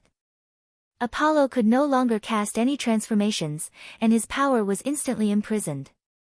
Ammon threw the bundled Apollo to the ground. This time, he did not use his divine power, but the fall still made dust rise. The duel was over. The glove on Ammon's right hand had disappeared. His left arm, which had dissipated, was gradually returning to normal. But the clothes from his wrist to his shoulder were gone. Apollo, on the other hand, was tied up tightly. He fell to the ground, unable to move. The crown on his head was gone, and his harp had fallen to the ground. His expression was one of shame and indignation. Ammon did not care how embarrassed Apollo was. He looked at him with his hands behind his back and said slowly, "Are you fighting or quarreling? Don't forget that we are dueling. It's over. You have lost. What else do you have to say?" Apollo growled, You. Ammon frowned and asked, "What about me?" Apollo shouted, "How dare you use such a despicable method in a duel between the noble gods?" Ammon curled his lips and sneered, "That's just because you think you are noble. Do you think my methods are despicable? Which one of my strikes is not honorable? You challenged me, and yet you expect me to fight in the way you want me to?" Yes, although Ammon's methods were shocking, they were not despicable. In fact, they were very open. Apollo played the harp, and Houran struck the oars. Both were skills that he was best at. Ammon struck the oars while chatting with Medanzo. Apollo's attack distracted him for a moment, and one of the oars was destroyed. However, Ammon also distracted Apollo. In his anger, he turned around to chat with Medanzo. Both gods were talking to Medanzo, and neither was taking advantage of the other. A god's tear appeared on the stone platform. Apollo's reaction was obviously slower than Ammon's, but he had his harp. Of course, Ammon could also use other divine artifacts. There was a flaw in the rhythm of the harp, and Ammon broke out of the encirclement. Who said that fists could not be used in a fight? Was it necessary to control a divine artifact and cast all kinds of dazzling divine spells to look magnificent and majestic? Apollo had been a god for too long. Even before he became a god, he had never fought like Ammon. But Ammon did not fall for it. Apollo was ashamed and angry, but he could not speak. Ammon ignored the god and turned to Medanzo, "The duel is over. Let's go back. Maybe we can make it for dinner." Ammon waved his hand, and a golden light flew back to his palm and turned into the god's tear. The cassia branch that was wrapped around Apollo disappeared, and it returned to the shape of a flower crown beside the harp. Apollo lay in the dust, seemingly unharmed. Ammon, however, did not look back as he walked down the cliff with Medanzo. Apollo stood up with a face full of shame and picked up the flower crown and harp. He almost did not dare to look up, for all the gods were watching. He was also a god known for his powerful combat abilities. How did he meet an opponent like Ammon today, and it was him who came to him on his own accord? Melodious singing came from the mountain path. It was Ammon singing a hymn, praising the god of youth and love. The song echoed in the wind, slightly desolate, but the melody was mellow with a natural beauty. In addition to striking or chorus, this god was not ignorant of music. In the Anunnaki divine kingdom, a beautiful goddess frowned slightly. "Is this song that Ammon is singing, praising me? The speaker was the goddess of youth and love, and also the goddess of beauty of the Olympian pantheon, Aphrodite. In the distance, Artemis said coldly, "Aphrodite, don't be so smug. That song is indeed praising the god of youth and love, but it is not you, but the original Anunnaki goddess of youth and love, Murin." Ammon was born as a miner in the town of Duk, and Murin was once the patron goddess of Duk. That song is often sung by the miners of Duk when they offer sacrifices to their patron goddess. What Ammon sang was a song of the human world, and people outside the mountain could not hear it. However, in the eternal world, in the kingdom of angels that he created, the song was faintly discernible. Murin stood in the rose garden of heaven with a smile in her eyes, but her expression was a little indescribable. She whispered to herself, "My God, you brat. You are getting worse and worse, but also more and more adorable. Apollo really doesn't know his place, how can he be a match for you?" In the Olympian divine kingdom, Aphrodite was interrupted by Artemis, but deliberately pretended not to hear it. She said to another goddess beside her, "Yelena, I have never seen a god like Ammon. When he dueled with Apollo, there was no sign of a duel at all, but he suddenly broke Apollo's nose. It was like a street brawl. Apollo has been defeated, and you are the god of wisdom and the goddess of war.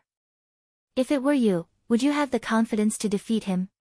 You're tuning in to the Blissful Bookshelf YouTube channel. We're so grateful for your support, and don't forget to subscribe to join us on this incredible journey through captivating stories. Your generosity through donations truly makes a world of difference, as it's the primary source of revenue that allows me to expand and enhance this channel for you. Thank you from the bottom of my heart for being a part of this adventure.